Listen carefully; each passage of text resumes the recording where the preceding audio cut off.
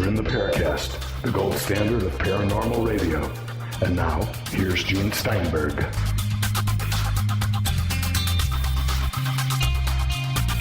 You are, of course, listening to the Paracast. I'm Gene Steinberg. My co-host this week is Christopher O'Brien. You know, one of the things we don't talk about as much as we should on the show is how the media treats the subject of UFOs and paranormal research. Now, in case you're just listening to the show, we've talked about it in the past, not as much. And I have to say that during the time that I was working for the traditional broadcast media back in the 1970s, that makes me older than dirt, I guess, I covered UFO stories in the area in which I worked, which was Southeast Pennsylvania, and my bosses never said anything bad about it. It was okay because it was also in the mainstream printed press, so they didn't care. As long as I covered my normal news beat, they didn't worry if I stuck in a UFO story, so long as there was duplicate coverage from other members of the media. I even had a UFO magazine at the time, but I don't think they understood that concept. So they let me do my thing. And even nowadays, I do a technology radio show, the Tech Night Owl Live. I do the Paracast, and people don't really criticize me for it. What about you? You came out in this field with a background as a musician. Of course, you were there for an entertainer. So how did the adaptation process go? Well, you know, Gene, I've been on, I don't know how many television segments, film documentaries, hundreds and hundreds of radio programs, like many people in the field. I'm leery of the media, but much to my surprise, all through the 90s into, the new millennium here, I never had any problems with the media in terms of them pulling fast ones, misstating, what I was actually presenting, until I did the show UFO Hunters back in 2007. And that was the first time that I really became upset because of the media's, treatment of my own personal appearance and my work. I was asked to help out on a segment that addressed window areas or portal areas around the country, and we were doing the show here in Sedona. And I bent over backwards to help field produce the show. I got together the witnesses and did a lot of unpaid work, in a sense, for them to help them make the best segment possible. And during the interview that they conducted with me, which was over 2 hours, I explained laboriously that my research into the San Luis Valley was what I was basing all the information I was relating to them. I said, this is all about the San Luis Valley. And so what they did in the editing bay, much to my horror, was they cut my interview to make it sound like everything I was saying was about Sedona. And, one of the main hosts on the show even blurted out one of my standard lines I've been using for years. The San Luis Valley has the highest incidence of UFO sightings in North America. He just substituted the word Sedona for that. I really was upset about that because I felt that this was these guys were being dishonest, basically. But why would they do that? Where does it matter if the sightings occur in San Luis Valley or in Sedona, other than being hundreds of miles distant from each other? Right. Well, I think that there is this thing going on to try to get Sedona to be the real focus and hotspot area, I think, for the paranormal and for the New Age, for that matter, and metaphysical subjects. And I think the San Luis Valley either isn't sexy enough or there's stuff going on there that the powers that be don't want people to know about. I think one of the reasons why the San Luis Valley is kind of getting dissed in this particular instance is I have a sneaking suspicion that there's something going on there that has to do with black budget money, potential secret government projects, and I think it's there's a possibility. I'm not saying this is for certain. I just have a hunch here that there's a bit of an effort to keep the lid on the San Luis Valley to some extent, to keep attention focused elsewhere. And I'm not saying that raises the bigger question. Okay. So you feel that the people at UFO Hunters may have been unfairly influenced by some of the powers that be to change San Luis Valley to Sedona? Well, they were shooting in Sedona, so I know they were really invested in the location because it is sexy. There's great shots here, obviously, with the Red Rocks. I really can't say for certain, obviously, whether they were leaned on to do what they did. However, this isn't the only indication I've had over the years that there seems to be a kind of a lid that's being put on the San Luis Valley. For instance, the NIDS Black Triangle map, the Larry Hatch Black Triangle map, and the MUFON Black Triangle map have been combined together into one big map that shows all the Black Triangle sightings around North America. I personally gave 2 out of those 3 12 really good reports, including a half a dozen reports of Black Triangles reported by law enforcement. And wouldn't you know it, you look on the map there, and there's not one single Black Triangle sighting between Denver and like Albuquerque. So maybe that's an oversight on their part. Shoddy research, definitely. And, my database is there. Just recently, we had this Fake or Fake show come to the San Luis Valley and investigate a cattle mutilation case. And they totally debunked the whole thing in a ridiculously, just a ridiculous manner. So, I'm not saying that my hunch is correct. I'm just saying that I have this hunch. So I've been lucky over the years, though. The media, I think, has treated my work with respect. I've never had, up until the UFO Hunter segment, I've never had reason to be upset with the media for my own personal treatment, although, boy, I have got complaints about how they handle the paranormal realm in general, that's for sure. Well, certainly, that show is no longer on the air, UFO Hunters, so we don't know what the motivations were. I got the impression in communicating privately with Bill Burns, one of the hosts, that he claims he wasn't responsible for what happened. I'm not going to attach blame one way or the other. It's one of those unfortunate things where some really interesting data got screwed up, and it shouldn't have been. And part of the problem also is the media, when it makes a mistake, deliberate or otherwise, they don't apologize. That's very unfortunate. No, they don't. All right. We have a guest making a return appearance this week. Yeah, Ray we do. Stanford. Now, I know from the previous appearance on the Paracast, he was a rather crusty character. In fact, as our listeners might remember, at one point he almost threatened to terminate the conversation. No, he did threaten to terminate the conversation. And, Ray, I've known Ray for many years. I consider him one of the most important people in the field of ufology. This is based on my own personal opinion, but I've met a lot of the movers and shakers in this field, and in terms of visual acuity and knowledge and a 50-plus year history in the field, I don't think anybody can touch Ray Stanford. And there's elements about Ray's past that have come up on the Paracast forums, and we're going to ask Ray about some of these things. He is considered to be a psychic by many people who have known him over the years, and he has done actual channelings and stuff many years ago. And he is, for instance, he's being called a psychic paleontologist. He's found more dinosaur tracks than any other person, has probably the largest collection of dinosaur tracks in the world. And he also discovered a cast of the only fully articulated dinosaur skeleton ever discovered on the East Coast. Now, all these discoveries he's made with his observational acuity inside the Beltway. So we're talking just right around the Washington, D.C. area. He walks the creeks and finds these incredible tracks, some of which have never been discovered before.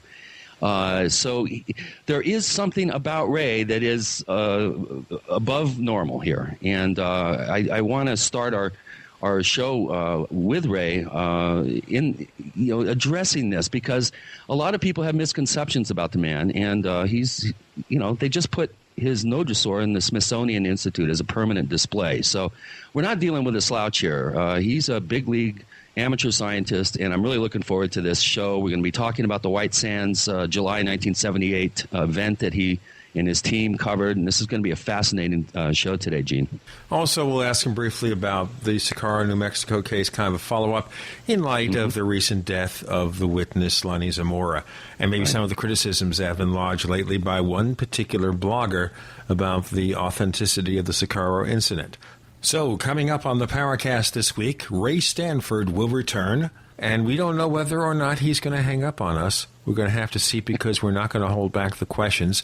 The co-host this week is Chris O'Brien. I'm Gene Steinberg. You're in the Paracast.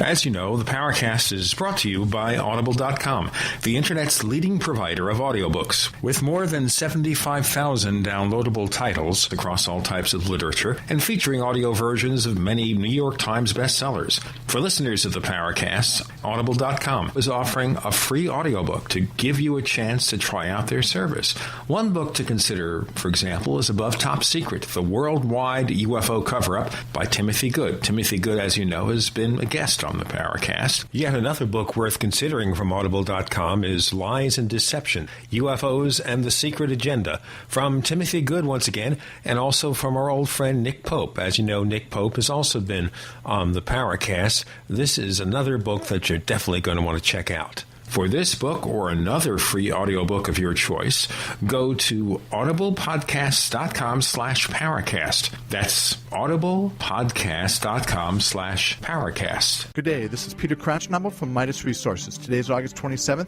2010. Gold opened this morning at $1238.40. A 1-ounce gold coin can be purchased for $1271.33, $635.66 for a half ounce, and $317.83 for a quarter ounce. $1271.33, $635.66, and $317.83. Again, the Congressional Budget Office sounds the alarm, warning of Greek-style U.S. debt crises. CBO is drawing a parallel between U.S. economy and the Greek economic meltdown.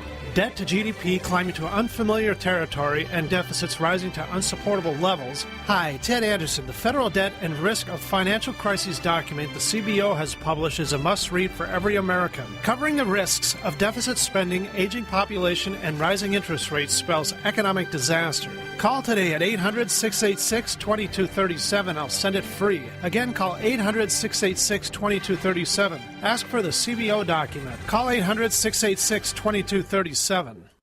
When you hear the words water purification, what comes to mind? If it's Berkey Water Purification Systems, this message is for you. Did you know that over 60% of municipal water contains fluoride at less than 2 cents per gallon? Berkey water filters purify treated and untreated water, remove dangerous chlorine, fluoride, and contaminants from municipal water. These filters are powerful enough to purify stagnant pond water, making them perfect for rainwater collection systems. From the smallest to the largest systems, BigBerkeyWaterFilters.com has what you need. With your system purchase, you'll receive a shower filter, a fluoride filter, or 2 sport Berkey bottles absolutely free. BigBerkeyWaterFilters.com would like to offer GCN listeners 5% off all ceramic filter systems and ship all orders over $50 free of charge. Visit BigBerkeyWaterFilters.com. That's BigBerkeyWaterFilters.com. Or call 1-877-99-BERKEY. That's 1-877-99-BERKEY today. Hi, I'm Mark Craighead, founder of Crossbreed Holsters. I designed our top-selling holster, the Super Tuck Deluxe, to solve the problems of being poked, pinched, and gouged while carrying concealed. The Super Tuck Deluxe is the most comfortable, most concealable holster on the market today. We offer a 2-week free trial and a lifetime warranty. Visit us at crossbreedholsters.com. Don't forget, crossbreedholsters.com. Hi, this is Ted Anderson. Have you ever wondered why banks, stockbrokers, investment advisors won't talk about gold IRAs? They've been available since 1986, yet the financial industry won't recognize the value of gold for your retirement. Gold has outperformed paper investments, yet no word about IRAs. If you would like to have gold for your retirement, call 800-686-2237. Don't get left behind by rising inflation and low returns. Call 800-686-2237. Secure your future and call 1-800-686-2237. Tired of searching for great talk radio? There's a wide range of stuff on here. We are the GCN Radio Network. Genesis. You're in the Paracast. You never know what's going to happen next. The co-host this week is Christopher O'Brien. Our guest returning to the Paracast this week is UFO paranormal researcher Ray Stanford. And we're going to cover a whole range of questions about his background, his research, and, you know, some of the questions you've asked, ladies and gentlemen, in the Paracast forums at forum.theparacast.com. I'm Gene Steinberg. You're in the Paracast. Ray, maybe you could start with a couple of comments about the Socorro, New Mexico case recently. Lonnie Zamora died. Yes, and maybe you can give us some remembrances, having known him at the time you were investigating the case. Well, Lonnie, in my experience, was, and I've interviewed a lot of people that have seen and reported seeing UFOs and even photographing them, but Lonnie would rank at the absolute top of the quality as far as integrity and unwillingness to embellish the story, just be straight facts. I guess that partly came with his background as a police officer, and it was very sad to learn of his passing. He had even heard about the ridiculous claims of this thing having been a student prank before he passed on. Now, maybe we can just detail that very quickly. There was a report by a blogger named Brigalia, I believe, and he had this quote from one of the professors at this local college suggesting they all knew it was a prank. So what's the story about that? This was nothing new to my knowledge. Back when I was there firsthand investigating the case in April of 1964, Dr. Colgate was there at what is Southern Code, New Mexico Tech, and he was asked by a news person there about this case, and he said, well, you know, it has to be a student prank, student hoax, because those kind of things, nothing can come that far. And so it has to be a student prank. And he was asked if he could put his finger on any student that did it. He said no, but it just has to be.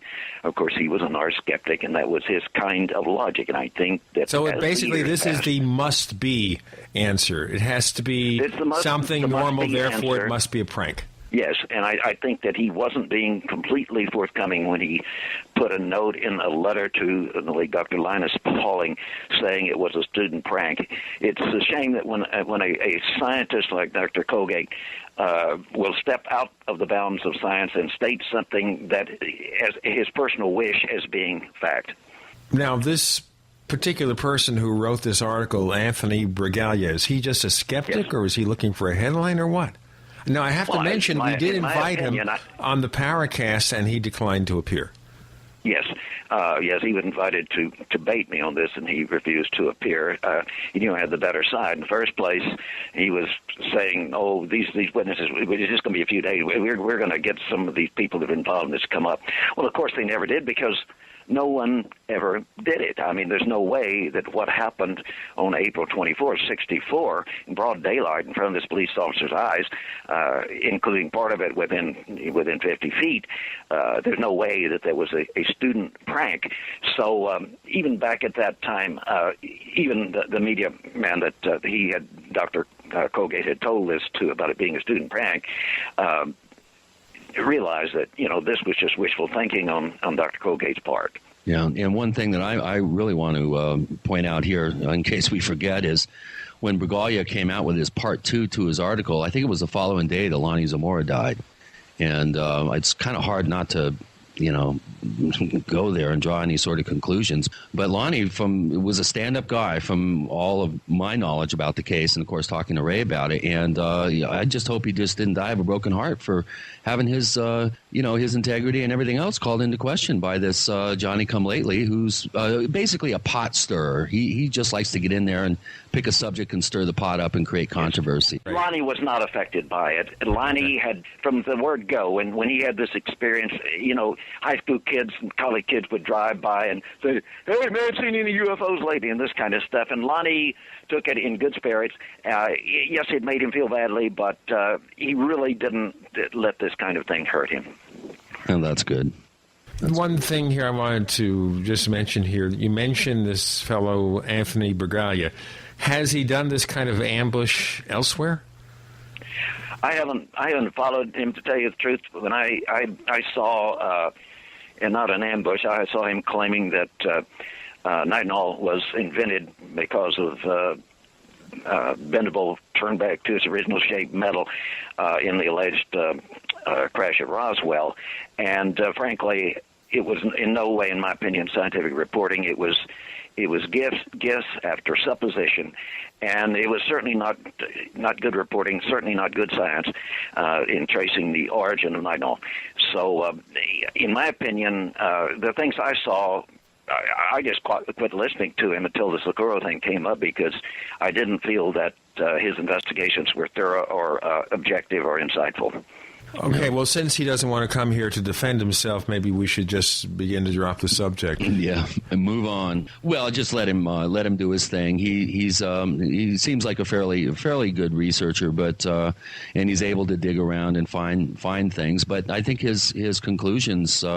I think he's got to be a little bit more careful with how he poses his conclusions, and I think Ray brought up a real good point in that regard. So, Ray, just briefly before we go on to some other subjects, what can we take away from the Socorro, New Mexico incident? This is something that happened, 40 some odd years ago? That's right. There's some good evidence we can take away. For one thing, although I've offered it to people, nobody has used it as yet. I have a professional quality video that I had made out in front of our office headquarters in Austin, Texas, of our Project Starlight International. And Hynek is sitting there, and he confirms that the film that Officer Ted Jordan had taken right after the object had taken off, just while it was almost still visible in the sky.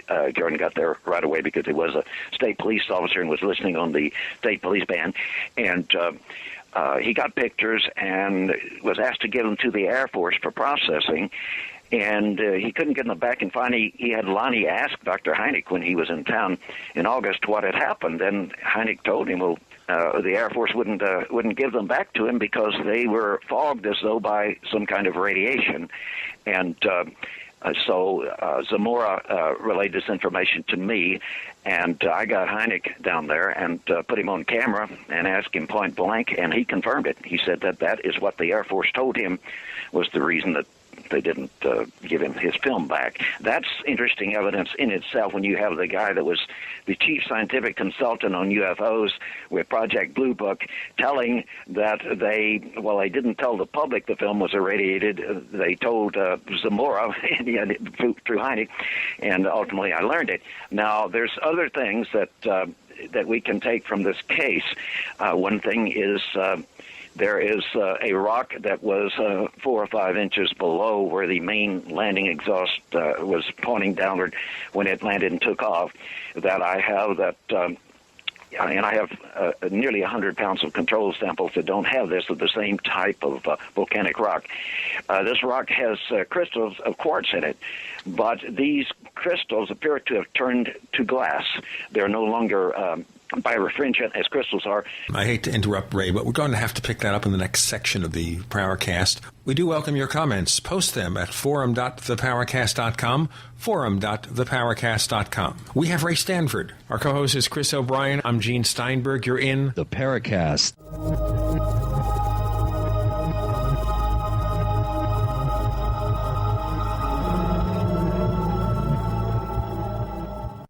Okay, neighbors, here's the problem.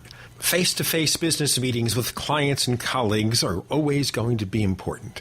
But business travel is a hassle, and it's often a complete waste of money. Well, here's a solution for you. Do more, travel less with GoToMeeting. GoToMeeting is an award-winning online meeting service brought to you by Citrix. With just a click, host sales presentations, training sessions, or product demos right from your own desk. Avoid the hassle of traveling and still exceed your sales goals. Plus, GoToMeeting is just $49 a month for unlimited online meetings. Plus, voice over IP and phone conferencing is included. My listeners can try GoToMeeting free for 45 days. For this special offer, visit gotomeeting.com/podcast. Once again, GoToMeeting free for 45 days. Visit gotomeeting.com/podcast.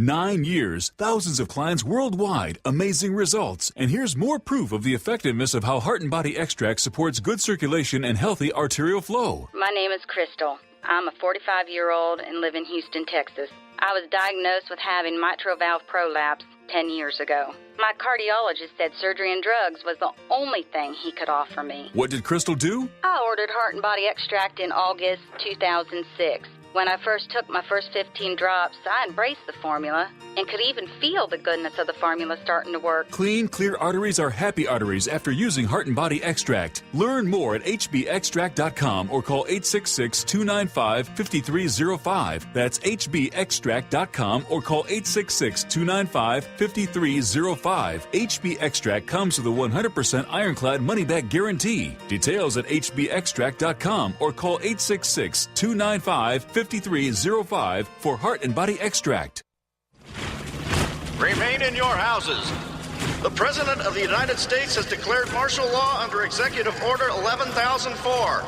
Will they do it? Will they pull the trigger this time? We all pray they stand down, but an engineered crisis seems more likely with each passing day. Think it can't happen here? Executive Order 10990 locks down all highways. Executive Order 10995 seizes control of all media outlets. Executive Order 10998 controls all farms and food supplies. All these executive orders are now cocked, loaded, and waiting for the right crisis. So if you're worried about the possibility of martial law here in America or have questions about how to survive it, go to martiallawsurvival.com. That's martiallawsurvival.com. Go to martiallawsurvival.com right now. You must remain in your houses until your bracelets are scanned. Question: what would you rather drink? Acidic water, which burns holes in your body and causes loss of bone mass, or alkaline water, which promotes high energy and vibrant health? The answer is clear. And if you're drinking acidic water, you're helping cancer cells and bacteria to grow out of control. AlkaVision Plasma pH Drops combine a unique formula of the most alkaline minerals. Using Plasma pH Drops is the best way to alkalize your water and help you get rid of acid and regain your health and energy. Simply put 10 drops in the water you drink to raise the pH to a healthy alkaline level. Most experts agree that the water you drink should be at a pH level of 8 or higher. Disease organisms like bacteria, viruses, or cancer cannot survive in an alkaline high pH environment. Order your bottle of AlkaVision Plasma pH Drops now by going directly to alkavision.com. That's ALKAvision.com. Or by calling 269-409-1776. Again, 269-409-1776. America's #1 source for independent talk radio for over a decade. We are the GCN Radio Network.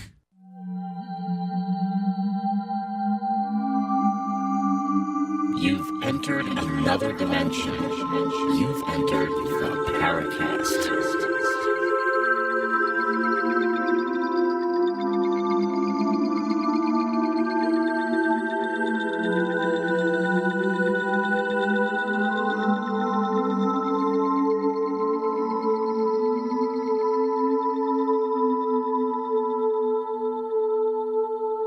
Our co-host is Chris O'Brien. The guest is Ray Stanford. We are just wrapping up some discussions about the impact of the Socorro, New Mexico case from 1960s. I'm Gene Steinberg. You're in the Paracast, and you were talking about this rock, Ray, turning to crystal? No, it had crystals in it. It was a type of volcanic rock that cools slowly enough for crystals to form in it. In other words, it's not glass. It's actually has recrystallized. But certain quartz crystals reach a certain size that you can easily see them with the naked eye. And it appears upon the surface of this that where this quartz is quite strong, tough stuff, and there's been some erosion around it, and you can see it looks like when this thing was heated up, the quartz crystals that were already there at the surface have lost their quartz shape. You can see their shape as it goes into the matrix of the six-sided quartz figure, but you see it's a globule, like it was melted, and although the main mass was not melted, the crystals were, which strongly suggest a resonance phenomenon, as you might have in a watch, for example, of a quartz crystal resonating at a certain frequency to keep time. It looks like there was a resonance phenomenon possibly in the quartz crystals, which in itself would be extremely important and potentially diagnostic, because there are very few things that you could project onto a quartz crystal and get into this volcanic material and get the quartz crystals to resonating so fast that they would heat up and melt. It requires about, 1,400 degrees centigrade to melt that kind of quartz, and so it's quite a respectable task, to say the least. So it looks like we have some pretty good evidence of an unusual mode of propulsion in the takeoff and landing exhaust, so-called, at Socorro, which didn't bounce like a rocket exhaust. Lonnie had seen rockets tested at White Sands. The exhaust actually surprised him by knifing in. It didn't bounce off. It actually seemed to knife into the soil, which would suggest maybe subatomic particles at relativistic velocities heating local atmosphere in such a way that it turned kind of a bluish color, and around the edge it was kind of an orange. Just what I would expect under such a circumstance. But we're going to segue, which is something we do on radio shows. We're going to segue to another incident that we wanted to talk about this week, and I'm going to turn the mic over to Chris to follow up on something that happened in 1978 at White Sands. Thanks, Gene. Having worked with Ray for a number of years and getting countless examples of his investigative work down in manuscript form, actually, in a conversational manuscript form, one of the most compelling cases that Ray told me about had to do with a July of 1978 investigative trip out to the White Sands military base out there and onto the edge of the base. And why don't you start with a little setup piece, Ray, about how you found out that you should be going out there with your team. I think this is a very, very intriguing story, and it has tons of hard scientific data that you were able to obtain, which we'll get into. But why don't you start us out and tell us how you found out about something going on at White Sands? Well, back in January, I had been on the Phil Donahue show. This is 1978, January, right? That's right. Okay. And at the time when I first, my office got this information, I had been out in Phoenix investigating a case where two people had filmed the same kind of object I had filmed from an airliner in 1277, the year before. But when I got back to Austin, my secretary told me that there was a call from a very nice and interesting lady that she thought I ought to return the lady's call right away, which I did. A very nice person. It turns out that she had been watching the Donahue show. She didn't even realize that her project existed, headquartered right there in Austin, and was thrilled. So she called her brother, who was a physical scientist working at the White Sands Proving Grounds at that time. She told him about the equipment that we showed pictures of and discussed on the Donahue show, which received more calls than the show ever received in its history, understood later from the producer. And she told him these details, and he said, "My gosh," he said, "I'm so glad you called me this time." He said, "For several weeks we have been plagued by these crazy things out here." He said, there has been, in fact, so much activity that a directive was sent out that everyone out here was to use any means at their disposal to get intelligence on these objects.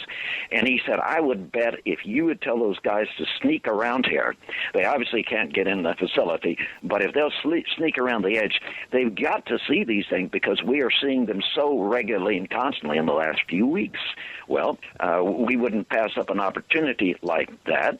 So on the morning of the 19th of July, 1978, we had packed all of our fancy equipment in the Chevrolet Silverado, and the three, myself and two other persons, experienced members of our ground crew that can operate the equipment. We took off for first West Texas, and it was odd because we had planned to circulate around the east side of White Sands, and when we got to the highway where we were to turn, I had this weird sensation.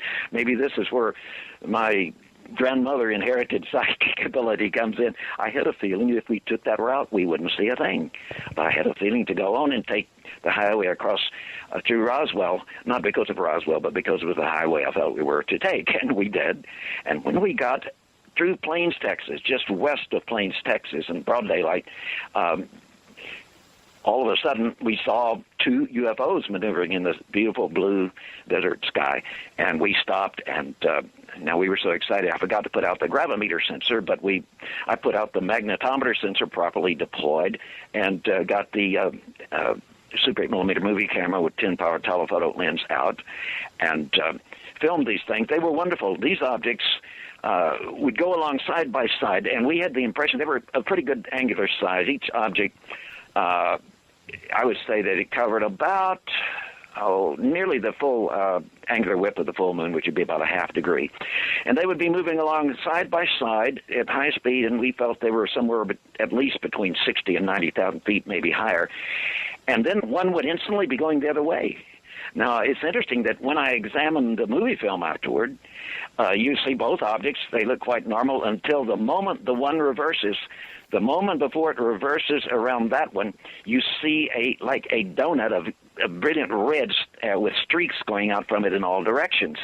And this suggests some bursts of energy that enabled it to flip and move exactly 180 degrees with no visible slowdown, which is in itself quite remarkable. But that's what we recorded, and we had the first great thrill of our experiences in trying to hard data monitor UFOs, because as we watched this, we had an audio analog of the magnetic field. They were putting out strong magnetic field effect in the extreme low frequency range.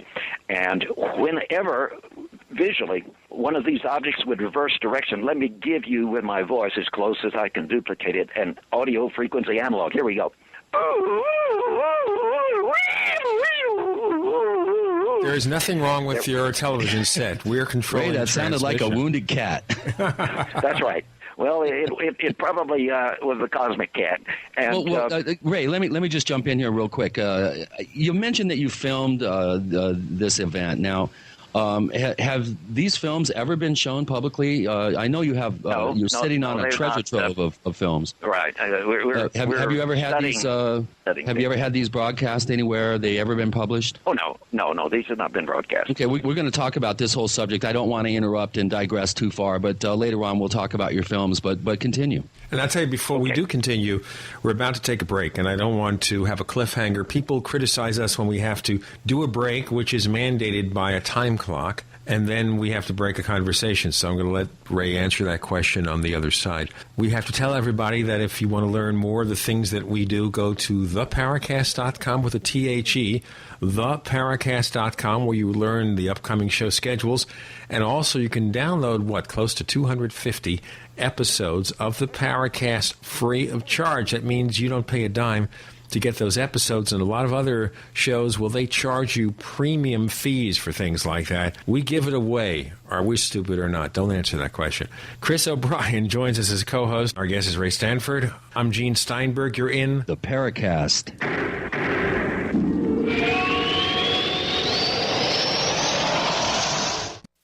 Ray Perkins, a reclusive veteran burned out from the Gulf War, lives tortured by relentless, perplexing nightmares.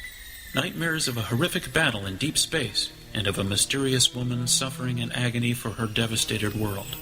A woman not yet born, calling across centuries to him. Then, a coincidence leads him to his destiny, his chance to alter the universe. Attack of the Rockoids. The former fiction editor for Star Wars and Indiana Jones, Robert Simpson, writes, "The soul of the novel Attack of the Rockoids lies in its heart and passion for building a convincing tale of a love that spans the galaxy. A thrilling story. Attack of the Rockoids is available now. Read a sample chapter and get a special discount off of the cover price at our website, rockoids.com. That's ROCKOIDS.com. Attack of the Rockoids, a novel in the grand science fiction tradition." Fate magazine provides true reports of the strange and unknown. Keep up with the latest on angels and miracles, psychic phenomena, ghosts, UFOs, life after death, and much, much more. To receive your free issue of Fate magazine, call now at 1-800-728-2730 or visit their website at www.fatemag.com. That's 1-800-728-2730. What are you waiting for? Your fate awaits. Do you owe the IRS money you can't pay? Then listen carefully, because you already know that the problem won't go away by itself. You can get help today from the leading tax expert in the country, Dan Pilla. Hi, I'm Dan Pilla. The IRS isn't going to just forget about you. Right now, the IRS is hiring thousands of tax collectors to go after delinquent accounts just like yours. That's why you need to take action today, and I can help. I take a simple but proven approach to solving your tax debt problem. First, I stabilize collections so you don't have to worry. You worry, but only because you're paying attention. What's happening in the Gulf of Mexico illustrates an audacity toward nature. A similar audacity called GMO, or genetically modified organisms, means that the quality of commercially grown food may be compromised with our health in the balance. Now that summer's here, what better time to learn about the bounty that nature provides in wild edible food? Let author Linda Runyon show you the best-kept secret in plain sight, that food is everywhere you look. This summer, for the cost of a good meal or two out, you can literally starvation-proof yourself and your loved ones against any future craziness and put up tons of free food, too. Whatever experiment is being run on us, you can rest assured that Linda's 50 or so staple foods aren't involved.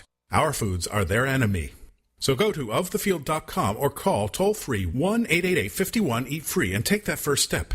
Make your oasis of food security and nutrition now. That's OFTHEFIELD.com or call 1-888-513-2837. Start now and make 2010 your year of independence. There are many types of storable foods, but how about a superfood that contains every nutrient that the human body needs for survival? 50% protein, 300 milligrams of potassium per ounce, and calcium and magnesium for your heart and bones, with many more nutrients found in this incredible food source that the government does not want you to have. This product is available in powder, seeds, and oil, and is shipped free to your door in the U.S. This product is illegal to grow in the U.S., but is legal to import. Don't waste time thinking about storing food. Plan ahead and prepare for yourself and your family now, and be in control of your destiny. You can save and invest your money, but in the end, food will be your greatest asset. Remember what the Word of God says in Ezekiel 7:19. Call 908-691-2608 and see what the powder, seeds, and oil can do for you. Remember, food will be your greatest asset. Call 908-691-2608. This product does not contain THC. Call 908-691-2608 today.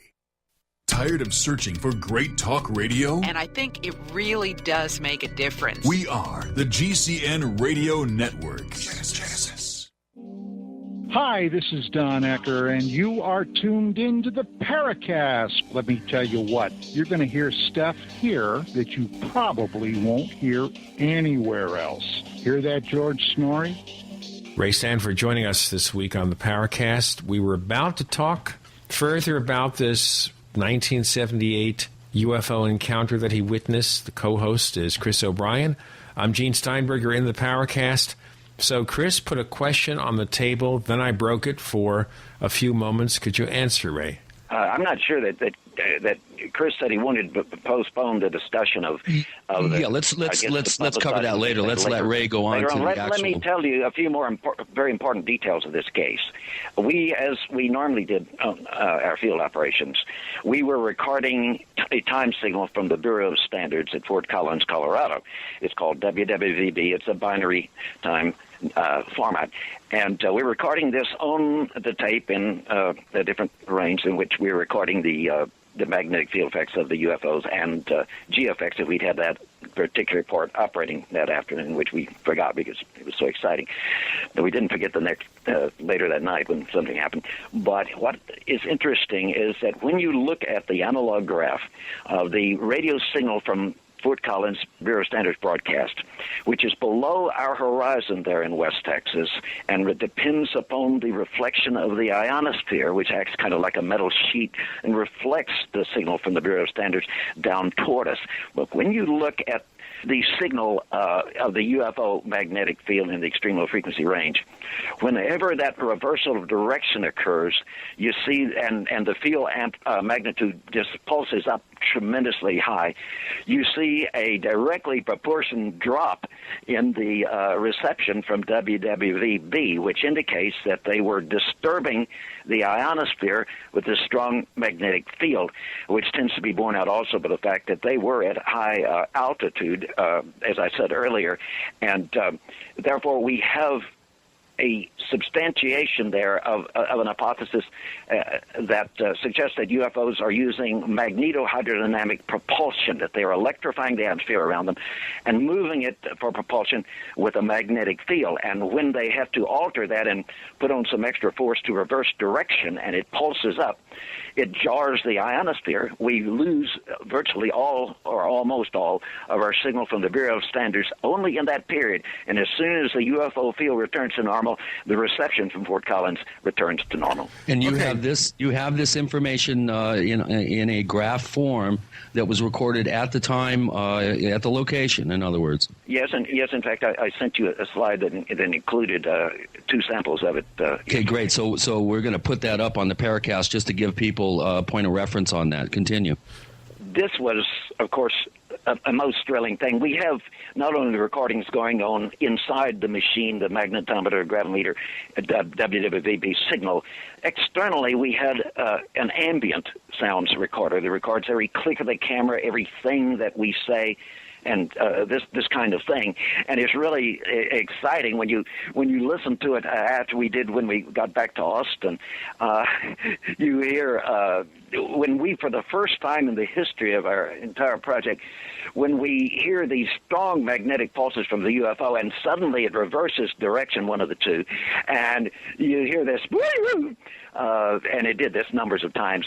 I mean, you hear us jumping up and down and shouting. We really had a shot of adrenaline with that. Now, as we left, as the objects disappeared, and we put up our equipment and headed west on toward Roswell to have dinner, we got to talking. And I said, did you guys feel that feeling just before these things showed up? I said, I felt it really strongly, as I did from even the very first time I ever saw a UFO in the 1950s and the mid-1950s. They both said they did. And I said, I would think this must have been some kind of a psychic signal from the occupants. And one of our other two crew members there was a hard-headed businessman. Ray, hold on a second. You said you felt that this was a psychic signal from the occupants? I thought it might be. I couldn't explain it. I had, my first experience of this. Did anybody else, suggest that they also kind of felt some sort of sensation? Well, yes, what kind of surprised me, I asked them if they felt it, but I was very surprised to say that both of them did. But the one man who was let me just ask you, though, before you go on with that, Ray. Okay, you felt this impression. Describe it in more detail. How do you feel, why do you feel it would come from the occupants of these UFOs? But I don't feel that. I want to explain that. I don't feel that. I did at the time and had since the 1950s, but this experience changed my mind, as you'll see. Now, the feeling is one that I call euphoria. EUPHORIA means a strong sense of well-being, or even a false sense of well-being, but I spell it with UFORIA because what we've found out is that when these things get within about 20 miles of us, you can learn to feel this. But I did not know at the time that is what this was that I'd experienced in UFO encounters since June 10th, 1953 or 54, whichever it was. And I had interpreted it as some kind of a psychic interface with the occupants. Well, okay, so this euphoria could be maybe an outgrowth of the radiation they generate when they fly around in the vicinity. Let me explain. The businessman who was with us and one of our big financiers, he said, look, Ray, this was nothing psychic. He said, I'm as psychic as a glass doorknob. He said, this was so physical you could cut it's it like my middle name, knife. Psychic as a glass doorknob. Yeah, maybe he said brass. Either one, they rhyme. And but what happened is he said, look, I can tell you, how psychic I'm not. He said, this was something physiological. Well, when we had gone on and had the amazing experiences in the next few days and that night, we went out to California to the company that had made our equipment. And they analogographed this, and we saw that a large part of the extreme low frequency magnetism that these objects were emitting was in the range of deep, restful sleep.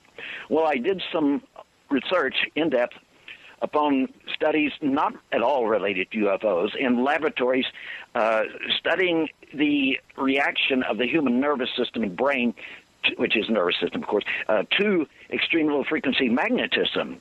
And I found out that, for one thing, that when the brain system encounters those that are in that natural physiological range, by means of which they don't quite understand, at least didn't then, it starts replicating them. It starts copying. It's kind of like, I give you an analogy. You're around a person you really admire and they're from another country, and then you're much embarrassed. An hour later, you're suddenly talking in their accent. But when you say replication, something hits me here. Of all the thousands of people who've seen UFOs, maybe millions of people, how many experience this euphoria, this effect, when they are in the vicinity of a sighting? Is this something that's happening over and over again? It is mentioned in the literature, not by my name, unless somebody's picked up on my telling it publicly. But let me point out that these may be one-event cases, and you don't make a correlation. For example, all those years and the encounters I had, I didn't make that correlation, of course, that it was physiological, but others with me had experienced it, but I was really pleased and surprised that these guys did that day. Anyway, we kept on going down the highway, and lo and behold, a small one of these real light clouds moved out of the way, and here was a beautiful thing shaped like a cylinder, glowing an incredible, deep, rich emerald, the most beautiful Kelly or best quality emerald you could imagine, green, and suddenly off the end of it, two parallel streaks started projecting out. They were as fine as if you drew them with a sharp draftsman's pencil. And they went out like rails being projected out of the thing. And oh boy, of course, we threw on the brakes and we were going to stop and get our things. And at that point, another cloud, little cloud, moved in front of it. But before we could get our equipment out, the cloud moved out of the way and it was no longer there. But so that's one of the fish that got away. But they didn't get away that night, fortunately, because we followed what we had been told by the very nice lady in Austin, and we went right on, had dinner at Roswell, and went right on past Carizoto, which is just north of the highway in New Mexico, north of the White Sands Freewing Range. And we got to a point just a little to the northwest of a huge peak there called Oscura, O-S-C-U-R-A peak. You can get up on top of there if you had clearance, and you could look over and see where the first nuclear bomb was set off at the Jornada de Muerto in New Mexico.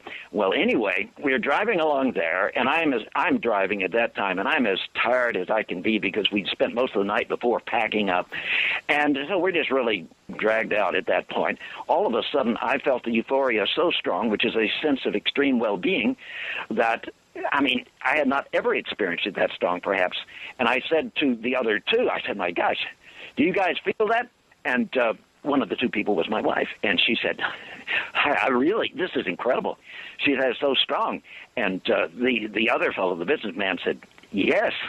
This is incredible. I said, look, it's so strong, I wouldn't be surprised if one of those things showed up right in front of us, right down the road. I'll tell you what, that's the cliffhanger, now. Right down the road. Ray Stanford joining us this week. The co-host is Chris O'Brien, and we're talking about some incredible UFO-related encounters in and around White Sands, starting in Texas, moving to New Mexico, and I want to get the geography straight in a moment. I'm Gene Steinberg. You're in the Paracast.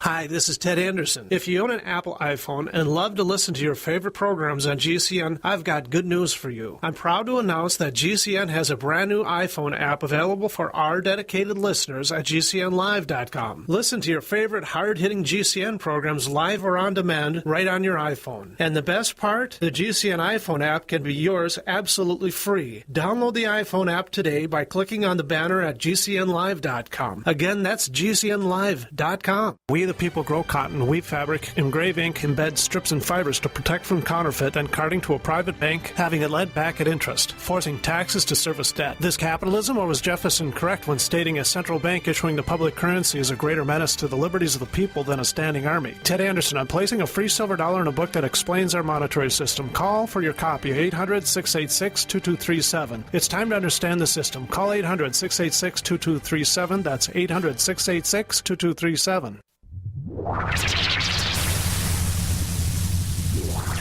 Welcome back to the Paracast, the gold standard of paranormal radio. And now, here's Gene Steinberg.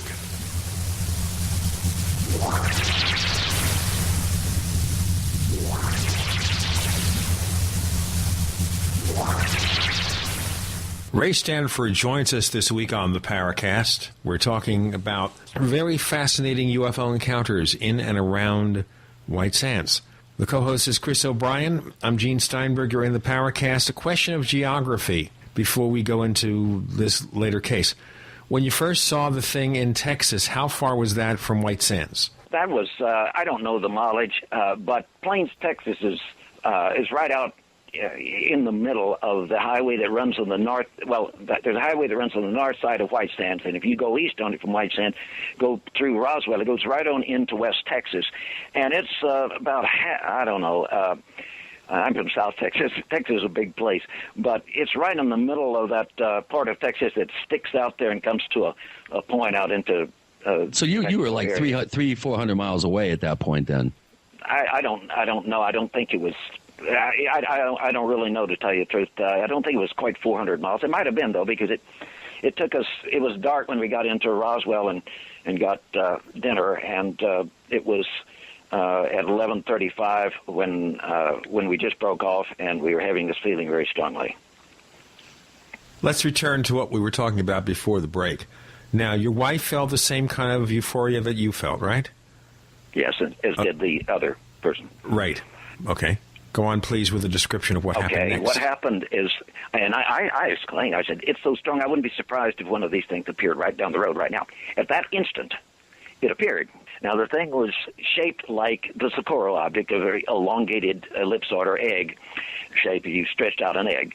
And the surface of it was glowing the reddest red I've ever seen. We had a helium neon laser back at our lab, and it would make that thing look orange. It was so long red toward the infrared wavelength. And it was flashing at one rate, but there was a corona out around it, not coming off the surface, but that formed out some distance from the surface that was flashing at a different rate. And this corona was the same color. It was absent for about 40 degrees in the direction of travel. And these egg-shaped objects would travel just a little tilted a bit off of their axis of straight ahead. But you'd see this, you could imagine maybe there was I don't know if it was a magnetic vent or what there, that the plasma was not there, but you could see this seeming plasma red in the corona out around, and then the surface had the same color. As I said, though, they were flashing at two different rates, as we documented on film and were able to subsequently measure. Well, of course, we jumped out of the Silverado and took out all the equipment, and this time we got out, and I deployed about 300 feet from the highway and the vehicle, the gravimeter sensor, and about 250 feet away, I deployed the magnetometer sensor. And just as I am finished setting up the two sensors, I had set my spectrum camera on the back of the van, and my wife screamed, Ray, get the spectrum, get a spectrum, get a spectrum. I turned around, and lo and behold, the red object was no longer a red object, and it wasn't moving to the northwest. It was moving straight down. It was huge. It was the weird thing about it was that it was not, but it was bright, but there was no glare. It's as if it almost looked like a cutout oval. It wasn't the long ellipsoid. It looked completely flat and like a cut-out oval, more of an oval than an actual ellipse shape. Well, like it was two-dimensional? Like it yes, lacked it looked depth? two-dimensional. I had an experience of seeing objects like this before. I read them in the literature, but somehow when one this big and this close, this red thing has suddenly become like this. I ran over and lay my hands on the spectrum camera. It was so big and so bright, you should be able to get a big, huge, wonderful spectrum. The moment I put my hands on the camera, the thing made a 90-degree turn with visual instantaneity, continued to the north, and if I remember correctly, it was to the north instead of the south in that case, and it became the object that we had first seen. And this was very strange, and I was, of course, infuriated and upset that I had missed the spectrum of it, because that would give a far clearer, sharper spectrum than the red object, which is actually much smaller. Fortunately, during that vertical descent, the gentleman that was with us that was operating the 35-millimeter film camera with 300-millimeter telephoto took a time exposure during the dive. And believe me, what was recorded is most remarkable. I did, at Chris O'Brien's encouragement yesterday, I did succeed in finding that slide, and I'm going to scan it. And it is, well, if you imagine a 35-millimeter film frame, this thing is about one-third, maybe a little better, wide, right in the middle of the night sky, the black sky. And it goes all the way from top to bottom, because he just opened it after the dive had begun and closed it before the dive ended, because he didn't want to move the camera, and it had gone out of the range of the 300-millimeter lens. And so he had it on a tripod then in order to take the time exposure. Tripod, and he had the cable release, so not vibrate the tripod and camera. And what it shows is bizarre. It's whitish, but it has interlocking diamonds on it that are subtly darker, like they're interlocking long rhombic shapes, to be more specific about the shape. Now, on the left side of this kind of a whitish ivory color kind of a vertical array that it produced, on the left side it looks redder, and it may have been the illusion of the left side looking redder, but it looks like the right side might be a little more on the blue side. I'll get to analyze that when I get to checking it out in analysis once I've got it scanned. But it's quite strange. What would make that we didn't see any diamond shapes? It was just this big oval thing, very bright but not glary. Well, Ray, why do you think those diamond shapes appeared in a time exposure image? It doesn't sound physically possible for that to happen. We're talking about high-speed phenomena that are too fast for the eye to see. You get over, about 12 frames a second, and the eye starts fusing things, in a movie, or they're a little faster, TV frames and so on and so forth. The eye would summate, and we don't know the frequency of the appearance. We don't know if these diamonds were one group at a time or one at a time, or how they appeared. And all of that makes it very understandable that when you're dealing in first place in high-energy physics, most of the stuff goes on at a speed that the human eye does not catch. That's why your research cameras on plasma can record several million frames a second, because you can have the plasma build up and completely go in far less than a millionth of a second. So we don't know. We can't speculate at this point about what was producing those diamonds. The curious thing about this event is it's a dramatic event, and of course we graphically remembered it. But when we got back to Austin and played the entire ambient tape of every camera click and every reaction, every word we said, we were shocked, because it happened a second time, not long after that. And we had zero. We would have sworn that it only happened once. But you hear us reacting to it, describing it a second time. Okay, this is something I don't understand, so we're going to have to approach this in more detail in a moment. Okay, you're saying, Ray, that you remember one experience like this, but as soon as you checked your data, it was two. That's right. Oh, okay. The recording. All right. So you have a little mini missing time episode there or something, or it sounds like things were going so fast and furious that it's kind of hard to keep everything. I think there's probably a very easy physiological explanation for this. When strong, extreme low frequency magnetic field is impinging your brain, it begins to replicate it. Well, this was in the range of deep restful sleep. I think it can induce amnesia. I believe that this has been demonstrated in the laboratory. I can't cite the literature right now, but I believe that I've read about this. And let me mention an interesting fact in relationship to this. I'm sure that, Gene, that you've heard of cases where the husband or the wife gets up in the middle of the night to go to the bathroom. They look out the window, and here is this incredible object right out there, like it's landing or almost going to land in their yard. And I'll tell you what, though, we're going to have to discuss that in our next segment. We have Ray Stanford. We're discussing some really fascinating UFO encounters, starting in Texas, moving on to near White Sands, New Mexico. The co-host is Chris O'Brien. I'm Gene Steinberg. You're in the Paracast.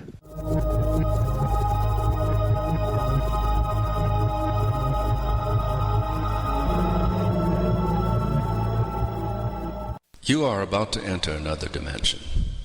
A dimension not only of sight and sound, but of mind. A journey into a sinister land of secret rites, passwords, initiations, and handshakes, where the truth remains hidden and history is controlled by an elite group of mysterious men. Imagine, if you will, that I'm holding a book in my hands that explains this secret history, and that the name of this book is Conspiracies and Secret Societies, the Complete Dossier. Here is described centuries of dark dealing, lies, murder, mayhem, and cover-ups in the pursuit of unimaginable money and power. My name is Brad Steiger, and the stories you are about to read may have actually happened at the signpost up ahead. Your next stop, Conspiracies and Secret Societies, the complete dossier. Have you ever felt like the United States government knows way too much about your financial affairs? I continue to hear stories about property seizures, frozen bank accounts, confiscation of stocks and bonds. It makes me wonder if the U.S. citizen will ever again have the right to life, liberty, and the pursuit of happiness.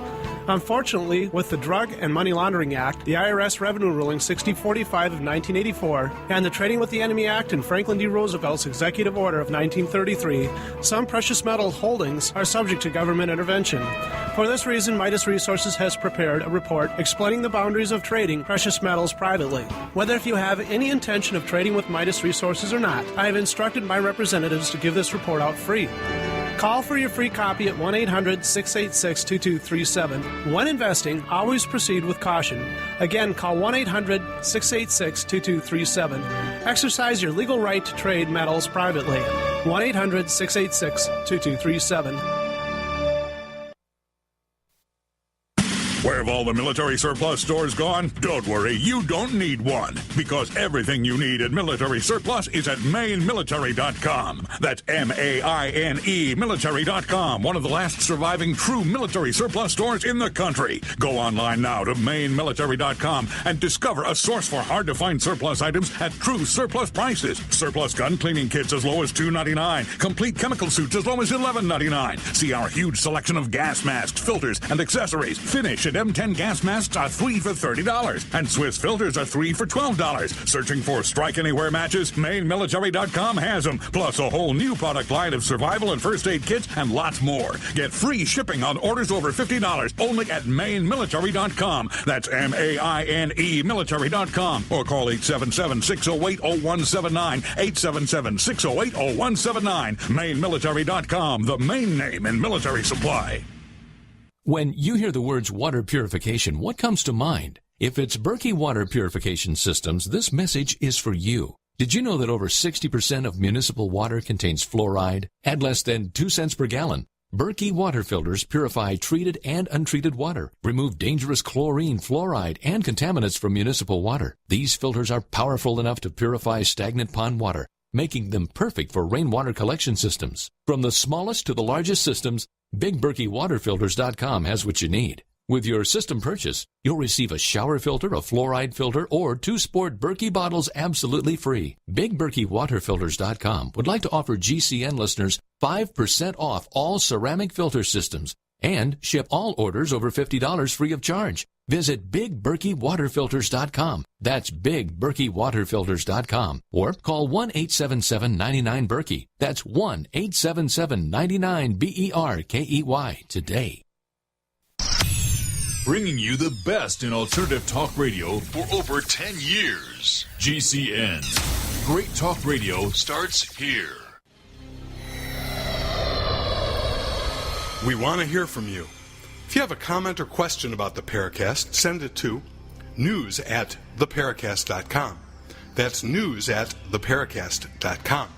And don't forget to visit our famous Paracast community forums at forum.theparacast.com. Get in on all the action at forum.theparacast.com. Ray Stanford joining us. We're talking with Chris O'Brien, who's the co-host this week. I'm Gene Steinberg. You're in the Paracast. And now we're trying to look at the background here where you remember one instance and it becomes two, and you were going on with the background for this. It was two different instances. It wasn't the same incident. We didn't remember it twice. It actually occurred because the tape recorder, which is not subject to the effects of the extreme low frequency magnetic field, was recording the whole time. And you hear everything we say in there, and so there's no lost time. There's no missing time. It's just that we don't remember it. In other words, there is... Yeah, but that's the other question, too. Isn't missing time fundamentally losing your memory of what might have happened? Wouldn't that be the same thing? Well, yeah, it certainly could be. Yes, it certainly could be. I don't know if the mechanism's the same or not, because allegedly, according to the literature, the current belief system, you're abducted. We don't know if there is an active field with a craft with a magnetic field that could be doing this. We just don't know. Nobody studied it. All I can talk about from the standpoint of science is what we recorded and saw. It might be analogous to it. It might not. It's hard to say. So Ray, maybe, though, if you question. didn't record it, maybe you would suddenly have a missing time episode that you couldn't pinpoint or explain. Oh, sure you could. Well, I have a no question. Did you have your time clock set up? Did you have your baseline Yes. time code going? Oh, yes. All of this. So you did. Okay, so there's no question the binary that time is being recorded with the gravitic and the magnetic signal, and we were getting strong, extreme low frequency magnetic signals that were just fascinating, because when one of these, they were clearly showing off, and it turned they were showing off to gigantic lighted panels on the top of Oscura Peak that were being sequenced at such high speed that if you looked at the government hold on, built up there. Ray, we're getting ahead of ourselves here a little bit. Let's go ahead and set the stage. Where were you in relation to Oscura Peak? How far away? How much time elapsed before these objects started interacting? When did you first notice that there were lighted panels? Let's set it up a little bit. Okay, just a minute. July 27th. I'm trying to get July 19th. Okay, now let me tell you, I'm looking at my photo log here, and we were on highway, let's see, where there are two cases. I'll make sure I'm not giving the date on the wrong one. Okay, on the one there, we were on Highway 380 at 31.6 miles east of Interstate Highway 25, and we were 219.8 miles west of the daytime event of the same day that I mentioned earlier, and we were 42.7 miles out of Socorro, New Mexico, and we were 34.3 miles west of the intersection of 380 and Highway 54 in Carrizozo, New Mexico, which is on the north edge of the White Sands Proving Ground where we were. And how far away from Oscura Peak were you at this point? Well, we don't know. We haven't measured the exact distance. It was really pretty close because these things were. I forget. We have that in the data because these objects would maneuver right in front of the panels, and we were able to determine there was a strong 7-second sound, awesome sound that we recorded repeatedly, and it only occurred. You couldn't hear anything. Except this sound would come on 3.5 seconds before the reversal of direction and continue for 3.5 seconds after the reversal of direction. This is not based on our guesswork. It's based on the actual recordings and film that we have. Now, well, first of all, you've mentioned these panels. Our listeners I think, might be a little confused at this point. We haven't really gone into what the panels were. Why don't you kind of bring everybody up to speed? If you were to pass by there or pull up an image of the Oscura Peak, if there are any on the internet, I haven't checked, you would see that they weren't right at the top, but a little way down from the top. They would have to be, I suppose, several miles in diameter. I don't know if they went completely around the top. They were certainly on our side, the northwest side, and on the north side of it. These panels must have been gigantic. I would say that they could have been 100 feet high, each one. Wow. And they were rectangular or square, and they had clearly been built there for the purpose of communicating with these objects. In fact, we joked about some Air Force colonel watching Close Encounters of the Third Kind, which had come out the December before, and decided, heck, let's have a try at it. And since they had an order to get intelligence by any means possible, why not try to communicate? Well, maybe they had that idea even beforehand, because as it turned out, late that year, the late Richard Hall, well-known UFO researcher, who was a close friend of the late Donald E. Kehoe, who wrote those early books on UFOs that were so interesting.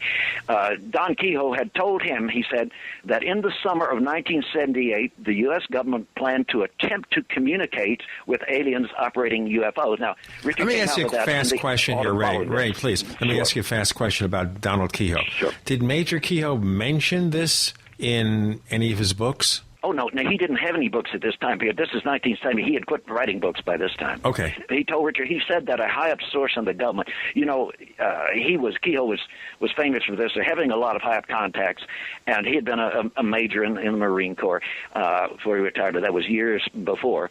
And but he had high-up contacts that I guess he had maintained, and that's what he told Richard. Richard did not know about this, when he came out with it. We had not come out with this publicly. And Richard, however, came out and said that this is what Kehoe had told him. He had said this in the context of mentioning that 1978 was one of the biggest flap years, possibly the biggest flap in the history of UFOs. He said it was certainly the case in other countries, but that the data in the U.S. also looked like it was on par, perhaps, with the rest of the world. And he mentioned it in that context, not knowing that, of course, that we had encountered this actual contact going on, which we think was possibly a first contact, at least with whatever kind of intelligences this might have been. Is there any documentation from Richard Hall about what went on here with his interaction with Major Kehoe?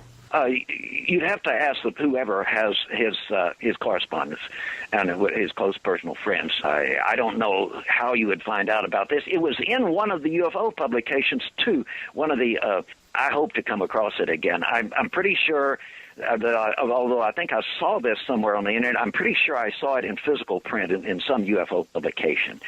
Possibly that. Was there a newsstand publication back out as late as 78, 79, 80? There were some newsstand publications, but they tended to be published by, as they say, organizations that weren't so pleased with presenting accurate information. They were just hack publishers. Well, the only one I know was called Official UFO, and I think they were pretty much at whatever was pitched at them that they could use. I think they that was the one. I think Myron Fass was the owner of that particular publication, Official UFO, and it was junk books. Basically, they would get cash advances from distributors for a certain number of books, and they would live on their cash advances, so they would put out more books. UFOs doesn't matter. Magazine, sure, magazine that existed for years. They call them books. They call them books in those days. The publishers, they say, we'll get 10 books and get 10 advances. Yeah, I bet you one of our Paracast forum visitors is diving into this right now as we speak. I'll tell you what, before we dive in further into what happened here, we have Ray Stanford. We're talking about UFO encounters in and around White Sands, New Mexico, starting in Texas, and about the aftermath of that. The co-host is Chris O'Brien. I'm Gene Steinberg. You're in the Paracast.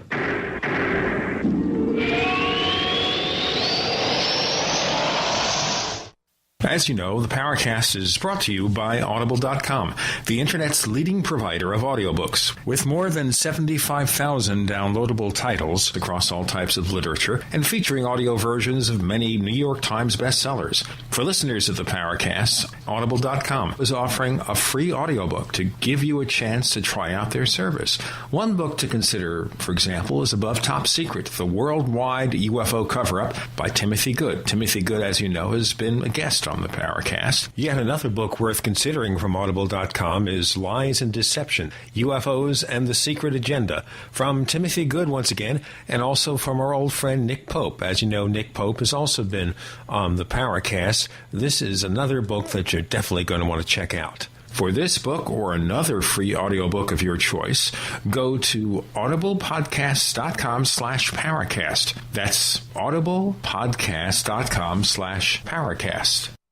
Thousands of Americans are facing evacuation. If you or any of your loved ones might need to evacuate, you must do it yourselves. Please don't procrastinate until they do it for you. Remember the terrible conditions of those that didn't get out for Katrina. Go right now to efoodsdirect.com/Alex or call 800-409-5633 for information on the new Evacuation Pack. It contains 2 weeks of delicious, easy-to-fix food along with the equipment to prepare it. It's packed in a rugged, heavy-duty tote for transport. Evacuations are looming with the storms and the Gulf oil catastrophe. No matter where you live, wildfires, earthquakes, floods, and storms must be escaped. Don't be like a deer frozen in the headlights of oncoming disaster. At least prepare yourself with this 2-week evacuation pack from efoodsdirect.com. Call 800-409-5633. On the web, efoodsdirect.com/Alex. Hi, I'm Mark Craighead, founder of Crossbreed Holsters. I designed our top-selling holster, the Super Tuck Deluxe, to solve the problems of being poked, pinched, and gouged while carrying concealed. The Super Tuck Deluxe is the most comfortable, most concealable holster on the market today. We offer a 2-week free trial and a lifetime warranty. Visit us at crossbreedholsters.com.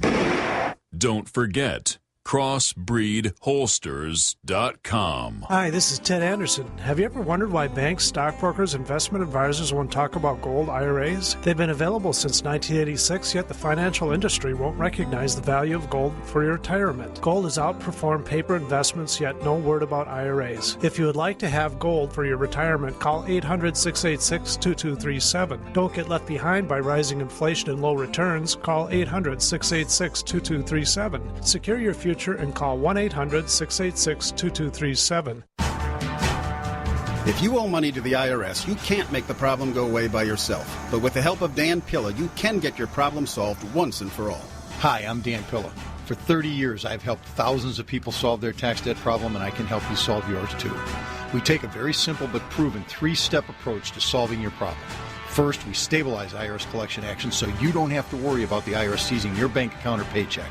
Next, we build a comprehensive plan to get your tax debt reduced to the fullest extent possible, sometimes even completely eliminated. And finally, we work with you every step of the way to get your problem solved once and for all. Call us for a free consultation. Call 1-800-346-6829. We'll work together to get your problem solved, guaranteed. Dan Pilla has been protecting taxpayers from the IRS for 3 decades, and he can help you too. Call us today at 800-346-6829. That's 800-34-NO-TAX. Tired of searching for great talk radio? Search no more. It's good stuff. We are the GCN Radio Network. Genesis. This is Philip Rogno. You're listening to Paracast, one of the most informative shows out there. So listen closely.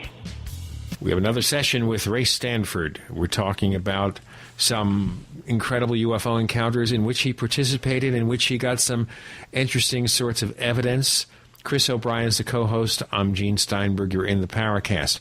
Chris, you want to follow up with Ray about this stuff? Okay, so just to make sure that we get a kind of a visual idea of what's going on, you're approximately, I think I looked at a map at one point when you told me the story. You were about 7, I think, or so miles away, just outside of the boundary of the White Sands Proving Grounds. You were looking at Oscura Peak. You all of a sudden are aware of these large, about 100-foot high, and who knows how long they were in terms of their, Yeah, they went all the way size. around, side by side, all the way around the peak. Right. Now, and go ahead. Let me mention this. If you had been driving down there, you would have thought it was a continuous weird band that had an odd drop-off. You know, when you're at these new traffic lights, they're like what's called a Fresnel lens. You get off the side, you can't see them. And they don't get real bright. Well, these panels were that way. They got sharply dim as they went around the thing, and they had that kind of a character to them. But as you looked at them, you'd have sworn they were continuous. But my wife happened to turn and see them through the side of her eyes, which is more sensitive, and she said, "Hey, guys, those aren't continuous. Those things are sequencing." And we didn't believe it at first, but we turned and saw them from the side, and they were. And we took different exposures of different time durations, and we proved conclusively we have photographs showing, the breaks in them as they're sequencing. Wow. Okay, well, continue. So in other words, they didn't want to be seen as something sequencing up there, I think, by the traffic passing by, but they were sequencing all the while, and I suspect there was also data on the individual panels. I could be wrong, and let me say that I think that big white appearance we saw, may I take a moment and explain what we deduced afterward might have happened to cause it to turn toward us and show that big white? Absolutely. Okay. We were new arrivals. I mean, we'd driven up there, and all of a sudden we saw this thing, and it didn't take us long to stop the van, get out, and start getting the equipment ready. I was out already deploying the things, but I'm pretty fast, and my wife screams, get a spectrum.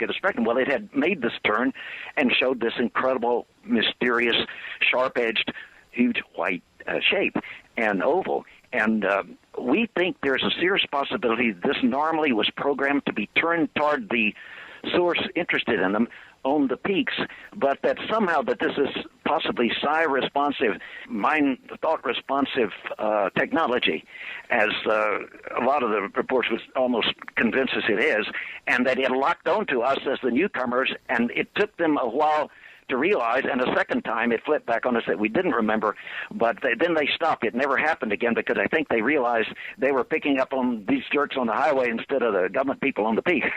That's a bit of a stretch. It's kind of hard to just accept that at face value. But of course, not being there, it's hard for me to be judgmental about that. But that's a very interesting observation. What do you mean by stretch? I mean, what part is a stretch for you? Well, in terms of you thinking that you were somehow involved, that they recognized you, the pilots of these craft, that they recognized you, and somehow they were doing something for your benefit. I think. No, I didn't. No, I never said that, and nor did they do it for our benefit. We believe they locked onto our thoughts. UFOs, people say again and again. I don't know how they use them. Ray, I was watching them. Hold on. That's your. In other words, you surmise this. This is your hypothesis. We surmise they locked onto us. Yeah. Okay, so they didn't seek you out. You just happened to be there. They would have sought out or locked on to somebody, whoever was there. I think they're watching a sensor locked onto us temporarily and turn that panel on once and then a shorter time later on. That's all. I think that they quickly realized the mistake probably and put it over at White Sand, because let me put it in the temporal context. What I described to you, each event only happened a short number of seconds when we saw this. But these objects did maneuvering for the light system up on that peak for 35 minutes. I don't know how long they've been doing before we got there, but we monitored it and filmed it and recorded it for 35 minutes. It was only a few seconds the first time, or I would have gotten the spectrum, and a few seconds the second time, and that was all. And so it suggests an accident to us. Okay, Ray, what does the film show? If we look at the film, what are we seeing? We don't have movie film. The ASA on that film in there, of course, was when it's got the filters in and so on and so forth, there's only 25 ASA, and we would have gotten the white object, but we didn't. I was deploying magnetometer and gravity. What we got was light spectra, which was very important. We did get light spectra, and of both of the objects in their red phase simultaneously. Now, what is really exciting to me from the standpoint of physics about this is that it was, first place, was the kind of light that no known aircraft would emit. It was one single line light. That is to say, one exact wavelength of light in the near infrared red spectrum. And is this infrared film or standard film? No. We're using standard. I think now we should have been using a ISO color film, but our physicists had talked us into using black and white tri-X film, I believe it was, and which, in my opinion, was a mistake. I've been much happier with color, but he said that the lines might be easier to measure and not bleed into each other with this type of film, and he might have been right. But in any case, we got spectra, and the single line of light is emitted when the electrons of an atom get energy pumped so much that they can't remain where they normally are, and they pop out to an outer energy shell that they're not normally in, and that nature tends to forbid. And there's the tendency to drop back in. But to drop back in, they have to emit as photons the energy that they had absorbed. And so when they drop back, they emit a single discrete wavelength of light that we call single line light, because it produces a single line on the spectrum. And this in itself could not have resulted from photographing any aircraft, conventional aircraft, or probably even experimental aircraft in the sky, at least at that time. Now, but there was better than that. There was icing on the cake. That single line displayed a phenomenon called line splitting. And there are two things, and only two things, that can produce line splitting. One is that the light is being emitted in the presence of a very strong electromagnetic field, or that it is being produced in the presence of a very strong electrical field. And it happens that magnetodynamic propulsion produces both conditions. So here we felt that we had a spectral confirmation of a very strong electrical field and then probably a very strong magnetic field. Anyway, it broke the single line down into, I'm trying to remember, it was either 4 or 6 components. I haven't looked at it in a while, but it's 4 or 6 components. And so this makes it not only exotic, it makes it exotic to the nth degree, because it shows either one or both of these effects of line splitting of a single line of light. And thus, the evidence of the spectra is that absolutely they show us that something most extraordinary was emitting that light. And Ray, you're going to allow us to go ahead and post this data on the Paracast Forum website, correct? Well, I'm going to let you post some pictures that was taken through the 300-millimeter telephoto on color film of the object. What was interesting was that at one point these objects had. Well, let me kind of lay this out. Let's suppose that you're in the way up high, looking down on Escuda Peak, and us parked down on the highway to the northeast of there. And if you look off to the northwest, out as the crow flies, probably 38 to 41 miles, there's Socorro, New Mexico. That's not an accurate figure on the top of my head, but it's approximate. Okay, what would happen is that these objects would appear right within a short distance of the panels. In fact, sometimes you would swear, they were within, a length of the object or two from the panels. For give you an example, one would appear high up in the sky, and one would appear very low, almost down toward the base of the mountain, and they would head toward each other like they were going to hit. And they didn't, or what? We'll have to talk about that in a moment. They move at high speed, and suddenly, within a few diameters of each other, both have made a right-angle turn and are moving off towards Socorro. I'll tell you what, we'll talk about that in a moment. We have Ray Stanford. Right. Our co-host is Chris O'Brien. I'm Gene Steinberg. You're in the Paracast.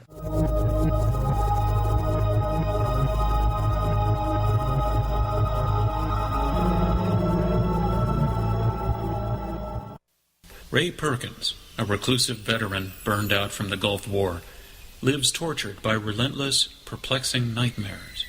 Nightmares of a horrific battle in deep space and of a mysterious woman suffering in agony for her devastated world. A woman not yet born, calling across centuries to him.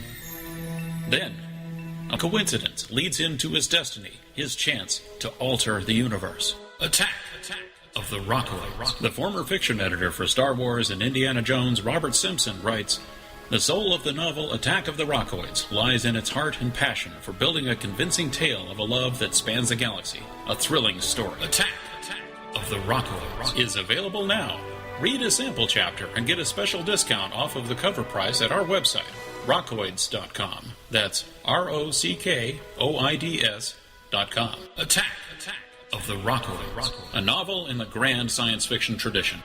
Question: what would you rather drink? Acidic water, which burns holes in your body and causes loss of bone mass, or alkaline water, which promotes high energy and vibrant health? The answer is clear. And if you're drinking acidic water, you're helping cancer cells and bacteria to grow out of control. AlkaVision Plasma pH Drops combine a unique formula of the most alkaline minerals. Using Plasma pH Drops is the best way to alkalize your water and help you get rid of acid and regain your health and energy. Simply put 10 drops in the water you drink to raise the pH to a healthy alkaline level. Most experts agree that the water you drink should be at a pH level of 8 or higher. Disease organisms like bacteria, viruses, or cancer cannot survive in an alkaline high pH environment. Order your bottle of AlkaVision Plasma pH Drops now by going directly to alkavision.com. That's ALKAvision.com. Or by calling 269-409-1776. Again, 269-409-1776. Hi, I'm Mark Craighead, founder of Crossbreed Holsters. I designed our top-selling holster, the Super Tuck Deluxe, to solve the problems of being poked, pinched, and gouged while carrying concealed. The Super Tuck Deluxe is the most comfortable, most concealable holster on the market today. We offer a 2-week free trial and a lifetime warranty. Visit us at crossbreedholsters.com. Don't forget, crossbreedholsters.com. Hi, this is Ted Anderson. Have you ever wondered why banks, stockbrokers, investment advisors won't talk about gold IRAs? They've been available since 1986, yet the financial industry won't recognize the value of gold for your retirement. Gold has outperformed paper investments, yet no word about IRAs. If you would like to have gold for your retirement, call 800-686-2237. Don't get left behind by rising inflation and low returns. Call 800-686-2237. Secure your future and call 1-800-686-2237. All types of batteries for all types of gadgets. We'll say it again. all types of batteries for all types of gadgets. Electronics, toys, flashlights, computers, accessories, and more are at BatteryStation.com. Whatever type battery you need, alkaline, lithium, gel cell, NiCad, metal hydride, sealed lead acid, and more are at BatteryStation.com. Our homepage gives you quick access to ham, marine, police, fire, and aviation batteries. Plus, choose from our great selection of LED flashlights with no bulb to ever burn out and much longer battery life. Find many top brands including Streamlight, Pelican, Surefire, Novitec, Gerber, and more at BatteryStation.com. You'll also find the most popular brands of ammunition and watertight cases for storing guns, food, electronics, survival gear, and more at BatteryStation.com. Call 417-257-7799. That's 417-257-7799. You will be surprised when you visit BatteryStation.com.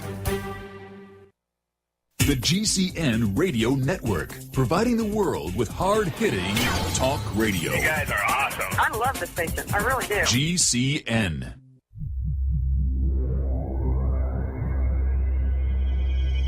You've entered another dimension.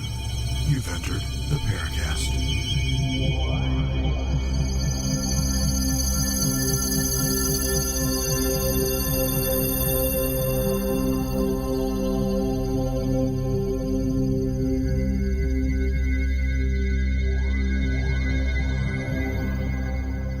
Ray Stanford joining us. We're talking about this amazing series of UFO sightings, and I want to remind you we have forum.theparacast.com, and we have some stuff that will be posted by the time you hear this show, and then you're free to comment on it or not.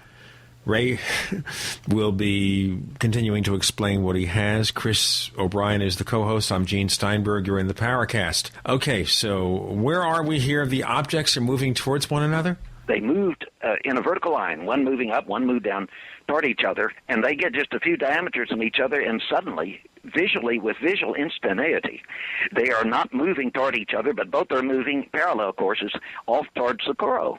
And they would go over to a distance that we think probably was Socorro, and then they would instantly appear back over by the panels. Now, the interesting thing was we took time exposures as they were getting over near Socorro and left the shutter open. Even though you don't see it with the eye, if you look carefully in those shots, you will see a slight streak of light that goes from over there by Socorro to right near the panels in that short time of the exposure. And that part of the exposure, once the object disappeared, the exposure was cut off. So, in other words, within probably a fraction of a second to a second of when the object disappeared in the Socorro direction, the shutter was closed. So they went that fast back over to the panels, which would, as I said, be 30-some-odd miles. Wow.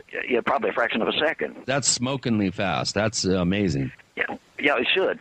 And let me say this: that wasn't constantly for 35 minutes. They were doing these kinds of maneuvers. Another maneuver would be that they would head toward each other on a horizontal path, and they would suddenly, on the horizontal path, one would suddenly be going backward. The one that was in the Socorro direction would be going backward, and then they would both head the same distance together toward Socorro. Now, you could see them get smaller and smaller with distance. Then they would visually suddenly appear right over here at the things, even though our shot or two of that shows that there is a record of them moving across. So you're sure it was the same two objects, that it wasn't two additional objects? No question. They were unique as your fingerprint. Anyway, let me ask you a question. When you mention all this, it's the three of you came in your car and everything. Are there any records of anyone else seeing any of this stuff? I'm not aware of anybody even coming along the highway that time of night. It was on a weekday night. Now, let me mention one case. There was a lady traveling on the highway that night. They contacted me.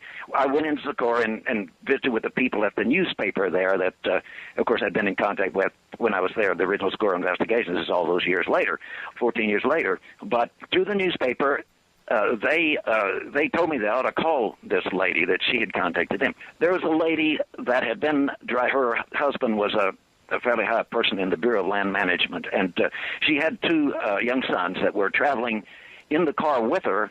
They had been traveling, I think they were coming from Carrizozo. And at some point, I don't remember the exact time, if it was before we got there and encountered these and they were, it was going on then or what. But she didn't report the red object. She reported that as she was driving along there, this bright object showed up in her rearview mirror, and she turned around and looked. The boys were sleeping. she turned around and looked, and she said it looked like nothing so much as the moon. Well, the full moon was up that night, but this wasn't the moon, and she said it had structures, kind of, I guess, hexagonal interfacing structures on its surface, and it followed them for a while. She kept thinking, maybe I'll wake the kids, but then she realized that, this might be too much for them, and she didn't. But anyway, did the newspaper report this? Did they?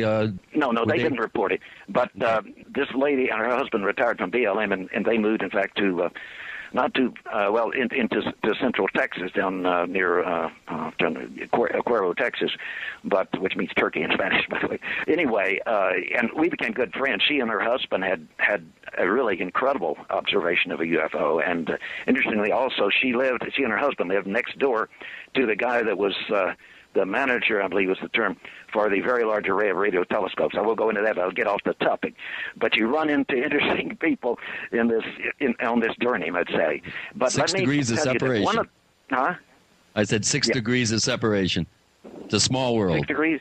I don't In know other what words, you're it's a talking small world. It's amazing, some of the coincidences out there. But continue, Ray. How far into the actual experience are you now? How far into the 35 minutes are you? You've described the vertical. Oh, about halfway. Movement. About halfway? Now, okay. Let me tell continue. We, at one point, both of the objects appeared some distance apart, and they both were moving towards Socorro, but they're still very close to us and very close to the panels of the peak. And I said, this time, that one in back is going to come up and dock with the other one. Now, get this. This is an irrational statement, and I had no rational basis for it. I don't know why I said it. And the funny thing was that the other two of us there fully agreed with me without questioning, Ray, are you losing your bananas? I mean, what's happening here? And this is all on the analog audio tape. It's all on the tape, all to be heard on the tape. And also we have wonderful sound of this incredible deep rumble with subsonics, the 7-second rumble is associated with the turns. We have that. Are you going to post a copy of that recording that we can listen to? No, we won't. We won't publish that. But we might be able to. If I don't know anything about audio, but if Chris were here, I could let him copy one example of the rumble and our reaction to it. But let me finish this story before I forget the end of it. Then I start counting down. I know when they're going to do this. I used to launch a lot of good-sized rockets that I built on Padre Island, and I'm good at counting down seconds. And I said, it's going to be 10, 9, 8, and you hear me counting down. And exactly when I get to 0, they dock. And they start tumbling along the line of travel. Now, this is what people will be able to see on the Paracast website, if you guys are willing to post it. The two objects connected as they're tumbling.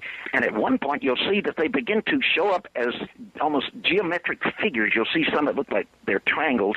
And it's all this pure red that was the reddest red I'd ever seen, except if you look very carefully, you will see on the left side where they start tumbling on opposite sides, little tiny round bright blue bleeps. And you'll also see a couple of them not as vertical relative to each other along the tumbling, near the middle, but they're much fainter. Now, these bleeps probably only occurred at, 500,000th of a second timing. It was so sharp that our eyes did not apprehend that part at all. Ray, while you're talking, I want to go back to the sound recordings. This is on a cassette recording? It's a what? Is it a tape cassette, 1970s? Yeah. Okay, so the tape cassette, it's trivial to convert that to digital and post it. So why not? Yeah, it's easy. Well, I would not send out original data to the mail. No, we're not asking you to send it out. We're asking you to make some kind of arrangement, maybe to have a copy made, a digital copy made. You can basically plug the audio output into a personal computer. That's why I said if you were here and brought your equipment, I could do it. But we're going to make that happen, Ray. We'd love to get an example of this audio recording on the Paracast, so people can actually hear this wonderful physical. What would be neat is to have the one where our operator. We had an expensive pointing microphone, and he's supposed to be pointing it at the object and is making this incredible sound. But he gets so excited he forgets, and you hear this rumble, and all of a sudden in the midst of it, you hear this boom, boom, boom. He got so excited he's beating the microphone against his left thigh and screaming, "Listen at that! Listen at that!" Ray, let me explain something to you here. Ray, all you have to do is take a cassette recorder and plug the output into the input of a personal computer, use a very simple, basic audio program. I bet Chris can talk you through this on the telephone. Oh, absolutely. And my pleasure. I would love to do that, actually.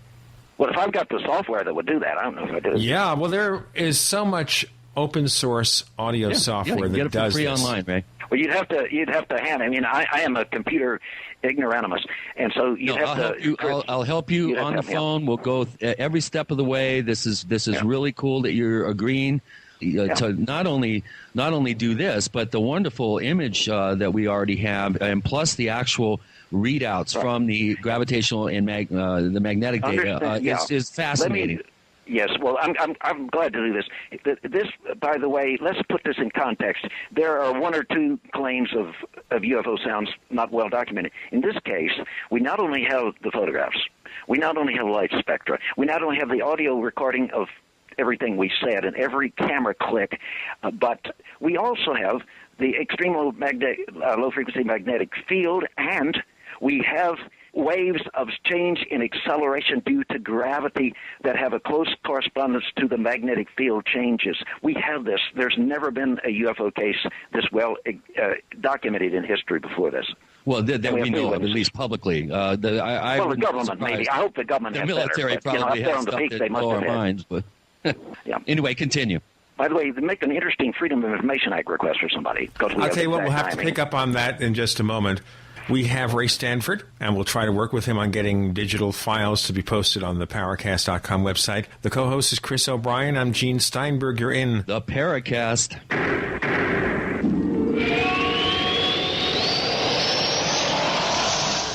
Hi, this is Ted Anderson. If you own an Apple iPhone and love to listen to your favorite programs on GCN, I've got good news for you. I'm proud to announce that GCN has a brand new iPhone app available for our dedicated listeners at GCNlive.com. Listen to your favorite hard-hitting GCN programs live or on demand right on your iPhone. And the best part? The GCN iPhone app can be yours absolutely free. Download the iPhone app today by clicking on the banner at GCNlive.com. Again, that's GCNlive.com. Hi, this is Ted Anderson. Have you ever wondered why banks, stockbrokers, investment advisors won't talk about gold IRAs? They've been available since 1986, yet the financial industry won't recognize the value of gold for your retirement. Gold has outperformed paper investments, yet no word about IRAs. If you would like to have gold for your retirement, call 800-686-2237. Don't get left behind by rising inflation and low returns. Call 800-686-2237. Secure your future and call 1-800-686-2237.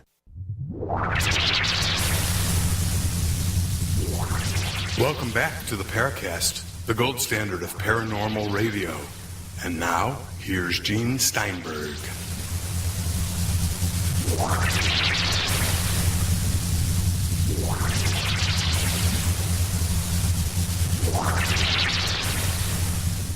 We are in the final hour of our session with Ray Stanford. We're talking about the encounters in and around White Sands, New Mexico in 1978. The co-host is Chris O'Brien.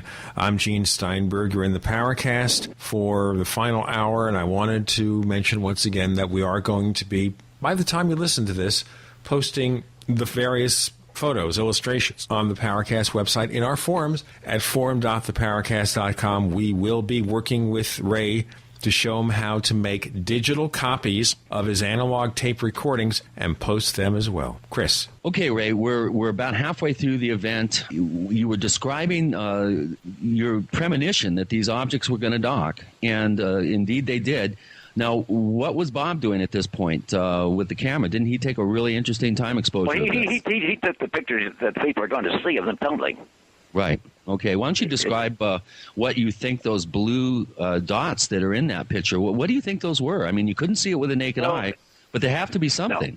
Well, yes. This, of course, is got to be a rather high-energy plasma. They could be related to torquing. In other words, these things have docked. And when you have two objects operating seemingly hydrodynamically as well as probably control of gravity and so on and so forth, you're going to have initially some instability, even as when you look at the magnetic graphs, which people will be able to see for the turns, there has to be a time of considerable instability. Now, what the people are going to see there is, I think the maximum one that I sent you is 8 seconds. We know the exact duration of the whole thing, but 8 seconds. So this is early into the thing, and I suspect that these blue dots might be related to some type of application of energy for torquing stability to stabilize the rotation instead of kind of a wobbling rotation around the center. In other words, like a stabilizer, some sort of stabilizer venting or something going on. Magnetic. Yeah, that's right. That's right, and I believe that's what it could have been. There's no way for. But let me mention that people will have the opportunity, if the tape is not so bled through, you can't hear it, but I don't think so. I think it should still be good. This incredible rumble. There was total silence all the rest of the time, and this enabled us, by the way, to calculate the distance. Once we saw the correlation between the turn and the magnetic perturbations of their normal field effects, we were able to, by using the time lag between the visual event of the reversal of direction and the auditory event. You see lights there essentially instantly, but the sound takes you a while. Using the local speed of sound, we were able to calculate the distance of these objects, and using the arcs subtended in the photographs, we were also able to calculate the approximate size of these two objects. They were identical, and the ellipsoid seems to have been very much the size of the Socorro object, or I would say around 18 feet long, probably. Okay, now one thing that we need to do here, Ray, is we're talking about audio data here. Now, we need to describe, I think, to the listeners how you obtain this audio data. Your magnetometer has an audio function on it that is an analog tone. Why don't you describe the process of how that sound was generated? Now the signals coming from the gravimeter and the magnetometer are going in. Now, they're being recorded at a level that, unless we flip a switch, we do not hear. This is called IRIG format recording. It's a format, a binary format of a type that the Navy uses in different bandwidths, but it'd be frequency modulation, FM. But we also have there on the unit, we flip a switch, and there's a little speaker there, and it creates an audio frequency analog of the signal that is being monitored recorded in the other format. And you can actually hear, that's why we were so excited out there on the highway west of Plains for the first time. We were not only able to hear a UFO's magnetic field for sure, but we were able to hear these incredible instantaneous reversals of direction when they occurred. That's what we're going to hear on the tape. Oh, you're going to hear, no. We also have a regular tape recorder out there.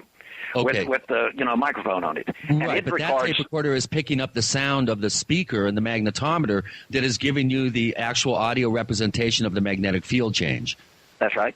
Okay. Just so people understand that, I wanted to make that clear. Yeah. Okay, continue. Sorry to interrupt. I don't know if we possibly do not have that on during the recording of when they're making these sounds, because that would interfere. I'm not sure. It's been so long since we've listened to the tape. I don't recall. But even if we don't, you'll notice that there's no sound except us talking, and then all of a sudden the sound starts. Let me say that it wasn't just a deep, throaty sound. My analog would be, and for everybody listening to this, they've probably seen the movie Close Encounters of the Third Kind. Well, there's some, if you went to a good theater with big old bass speakers, when the little boy was being drawn out through the pet door to be captured, taken to the mothership that was out there in the movie, there is this deep rumble, but if you had good speakers, you also felt your soft tissue vibrating like in an earthquake.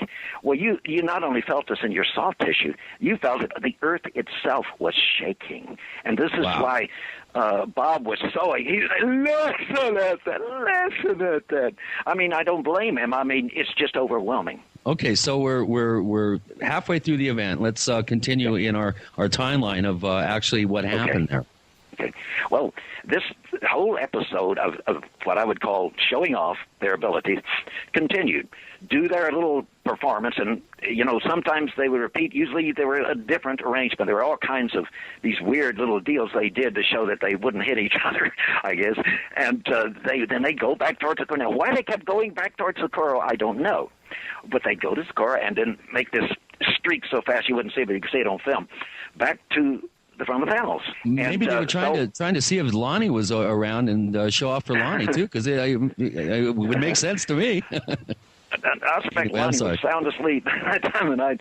But He was well off the police force by then, retired. But the thing is that we're just in awe, and you hear us talking about what's happening, and we described it as a ufologist's dream come true. And to make it all crazier, all of this is going on under a full moon. And, we could have howled. It was so wonderful. But anyway, as it got on for... this went on for 35 minutes until 5 or 10 minutes, I guess, after midnight. It began, I believe, at 11:35, so I think it ended 10 minutes after midnight. That's all subject to revision, looking at the logbook that actually I have it here on the computer. But anyway, whether, whatever it was approximately 35 minutes. And then we didn't know it was coming to an end, but suddenly... they had gone back off. They were heading back off toward Socorro, as they had every time for 35 minutes. And on the tape, I make a strange statement. Memory is bad, and I can't say that my memory is 100% accurate. But on the tape, I say something like, "Well, you guys better enjoy it this time, because when they come back here, they're not going to head back towards Socorro. This time, after they do their little performance, they're going to head off toward Holloman Air Force Base." Now, that's weird in itself, because I had no reason to say it. It was irrational. Exactly. And my wife, who was one of the other two people, and Bob, you hear them agree with me. My wife says, "I know, yeah, that's it." And Bob says something like, "Yep, this'll be it," and it does. That's exactly what happens. Now, my feeling was that they had completed their communications and maybe some kind of agreement, and they were going over to land and make contact at Holloman face-to-face. I don't know that. All I know is that they went over the horizon toward a coordinate from our position. Okay, that's your hypothesis. You think that they actually went to Holloman then? I would guess that that's what happened. I have no way of knowing, but that was my gut. And, the part was right that, imagine for 35 minutes they've done this basic same thing, maneuvers, and towards Socorro. They're going back towards Socorro, and I say this, and why do those two agree with me? It's bizarre. I'll tell you why it's bizarre, because I can't get my wife to agree with me all the time, So, I can say that's kind of bizarre. I don't want to get into the intimate details of your marriage and your relationship, because that's probably not germane to this discussion. What is germane is the fact that we are talking to Ray Stanford, and we're wrapping up this incident near White Sands, New Mexico from 1978. The co-host is Christopher O'Brien. I'm Gene Steinberg. You're in the Paracast.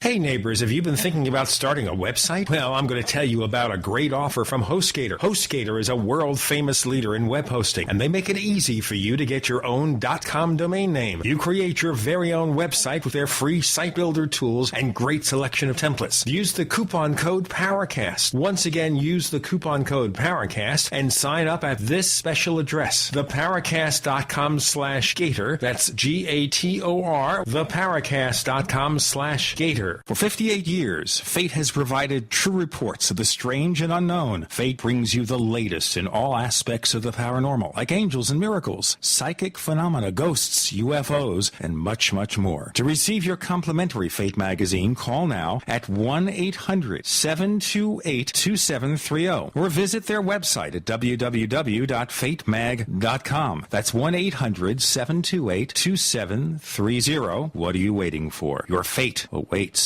Again, the Congressional Budget Office sounds the alarm. This time warns of Greek-style U.S. debt crises. You heard me right. The GAO is drawing a parallel between the U.S. economy, its debt, and the current Greek economic meltdown. With the debt-to-GDP chart climbing into unfamiliar territory, the growing budget deficit will rise to unsupportable levels. Hi, this is Ted Anderson. The Federal Debt and Risk of Financial Crises document the CBO has published is a must-read for every American, covering the risk of of continued deficit spending coupled with an aging population and the rising interest rates spell economic disaster.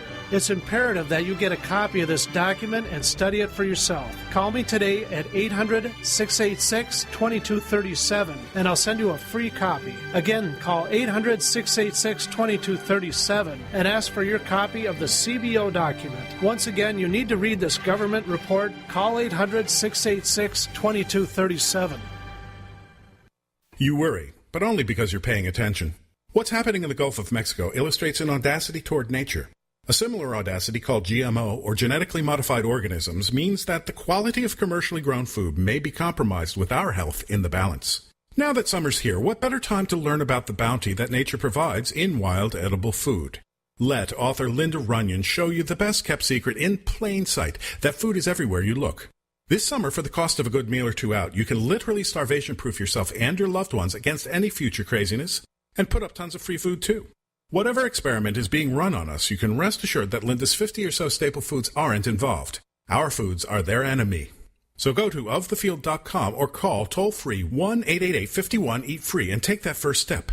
Make your oasis of food security and nutrition now. That's OFTHEFIELD.com or call 1-888-513-2837. Start now and make 2010 your year of independence. Before you throw away your used batteries, you need to listen to this. Now, going green can save money. Go green and save money by giving life to your used batteries by charging them with the Renaissance Charger. The Renaissance Charger uses a new revolutionary battery charging technology that effectively extends the life of new batteries and gives new life to used batteries. Invented by legendary audio genius John Bedini, this unique and patented charging system rejuvenates the electrochemical plate structure in the battery without additives, increasing capacity and maintaining cell integrity. Renaissance Charge offers a full line of products made in the USA for all types and sizes of batteries. Find out why our customers tell us the Renaissance Charger is the only battery charger they will ever use. Save your money. Save the environment. Visit us online at r-charge.com. That's r-charge.com or call us at 208-772-4514. That's 208-772-4514. Be a part of the revolution today.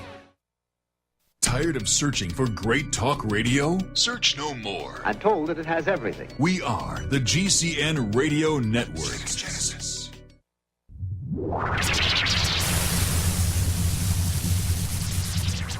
We want to hear from you.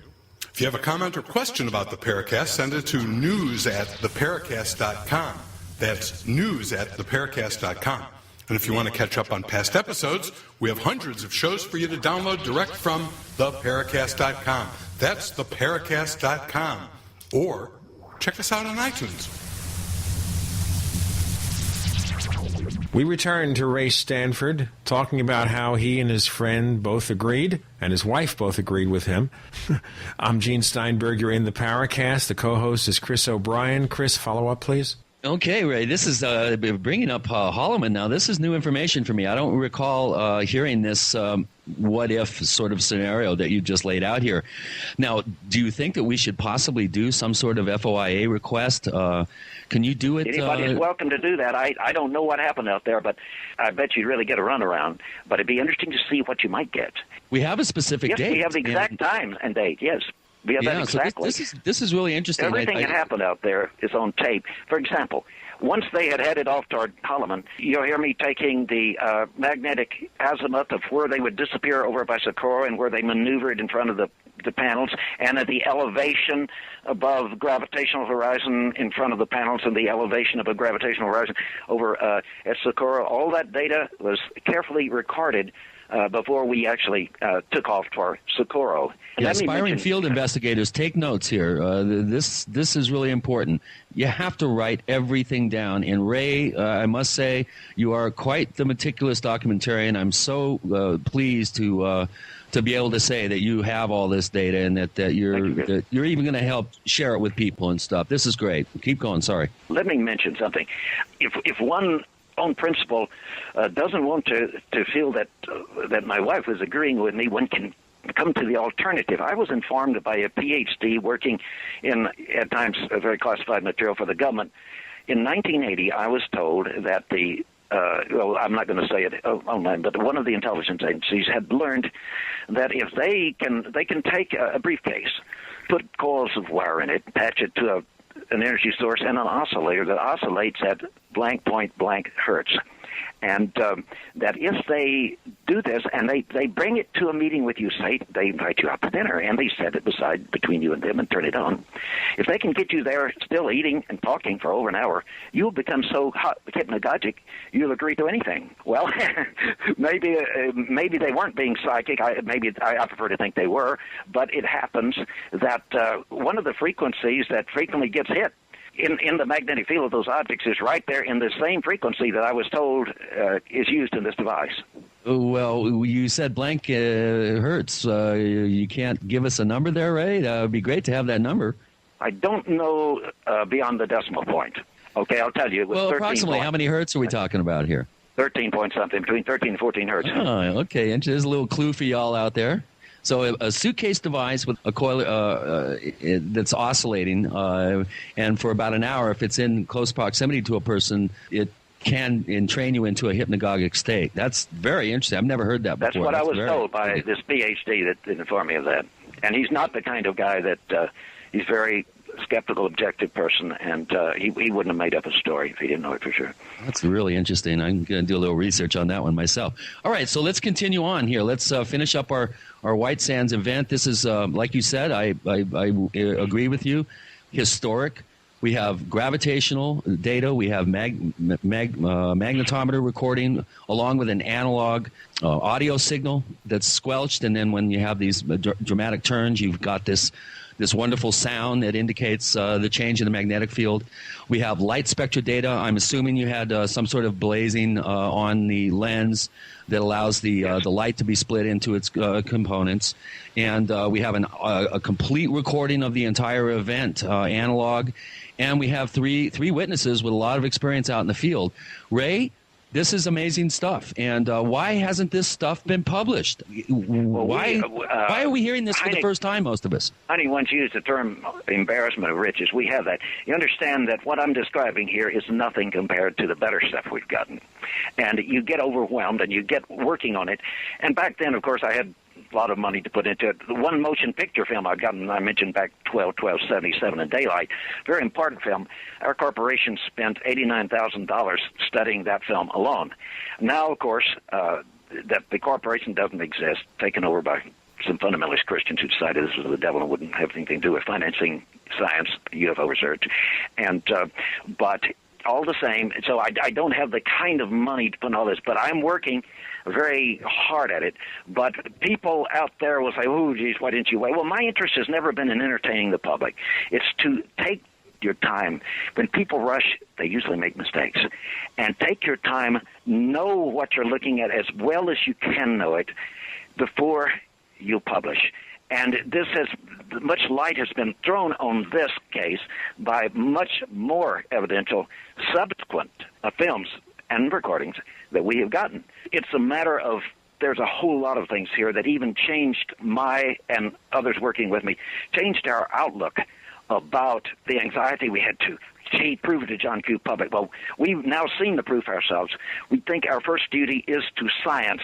Leslie King has done a good book, but I think she made a mistake. And in suggesting a government panel, we must go to science with scientists and their study.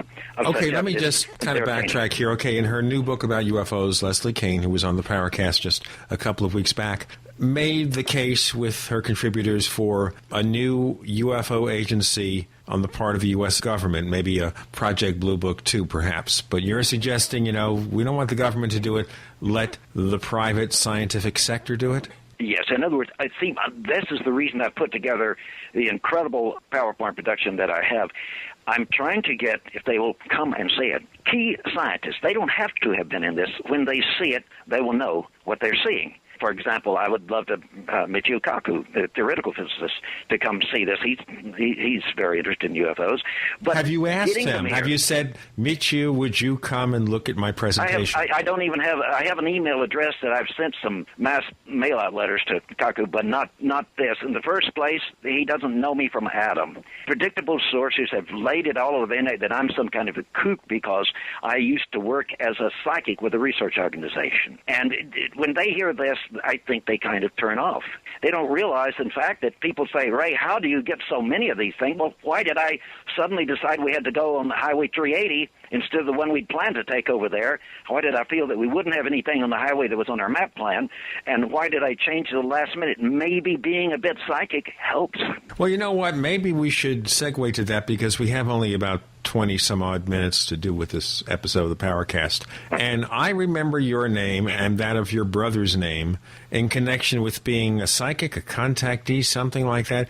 Would you be willing to address those issues? Oh, of course. I'd love to. I appreciate you bringing it up. Okay. Let's keep in mind that when I was, to quote the very distorted account that Valet gives, a contactee, I was between 15 and 19 years of age. And I'll tell you what, we'll get into I'm that. 72. The age factor, about the fact that you and your brother were teenagers when you were classified as quote-unquote contactees. We'll get into more of that in a moment. We have Ray Stanford joining us. We've covered this series of cases around White Sands, New Mexico in 1978. We hope to post some information for you on the forums at forum.theparacast.com. Our co-host is Chris O'Brien. I'm Gene Steinberg. You're in the Paracast.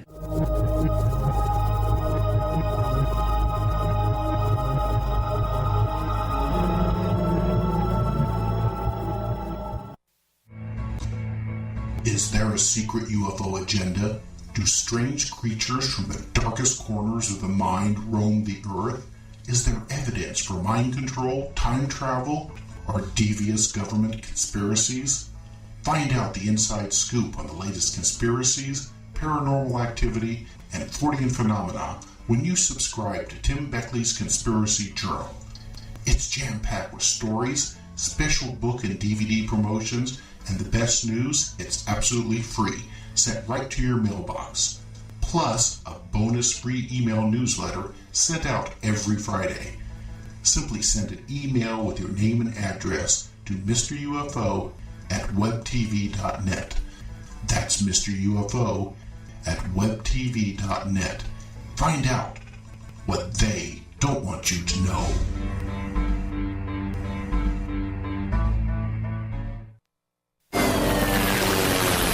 This is not a drill. Repeat, this is not a drill.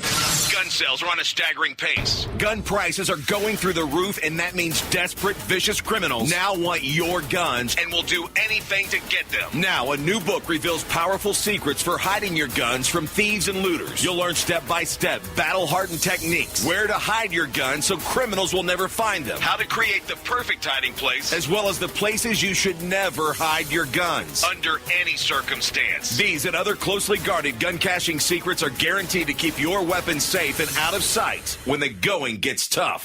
But listen up. For security reasons, the Hide Your Guns book and even the website may disappear without warning at any time. Go to hideyourguns.com. That's hideyourguns.com. Or call 877-327-0365 before they come for your guns. Hideyourguns.com right now. Right now. Normal blood pressure, naturally. How would that make you feel? I'm Don from New Mexico.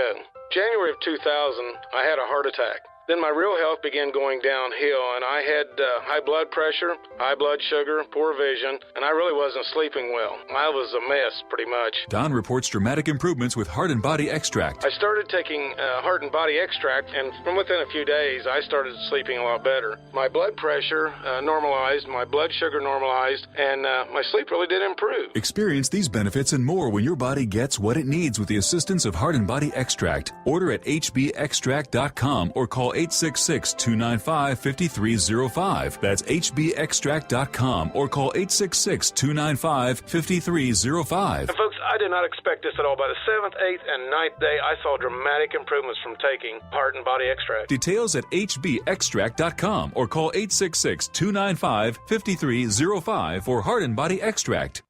Attention, an important product from hempusa.org, microplant powder, will change your life by removing all types of positive toxins, such as heavy metals, parasites, bacteria, viruses, and fungus from the digestive tract and stomach wall so you can absorb nutrients. Microplant powder is 89% silica and packed with a negative charge that attracts positive toxins from the blood, organs, spine, and brain. This product has the ability to rebuild cartilage and bone, which allows synovial fluid to return to the joints. Silica is a precursor to calcium, meaning the body turns silica into calcium and is great for the heart. There is no better time than now to have microplant powder on your shelf or in your storage shelter. And with an unlimited shelf life, you can store it anywhere. Call 908-691-2608 or visit hempusa.org. It's a great way to change your life. So call 908-691-2608 or visit us at hempusa.org today.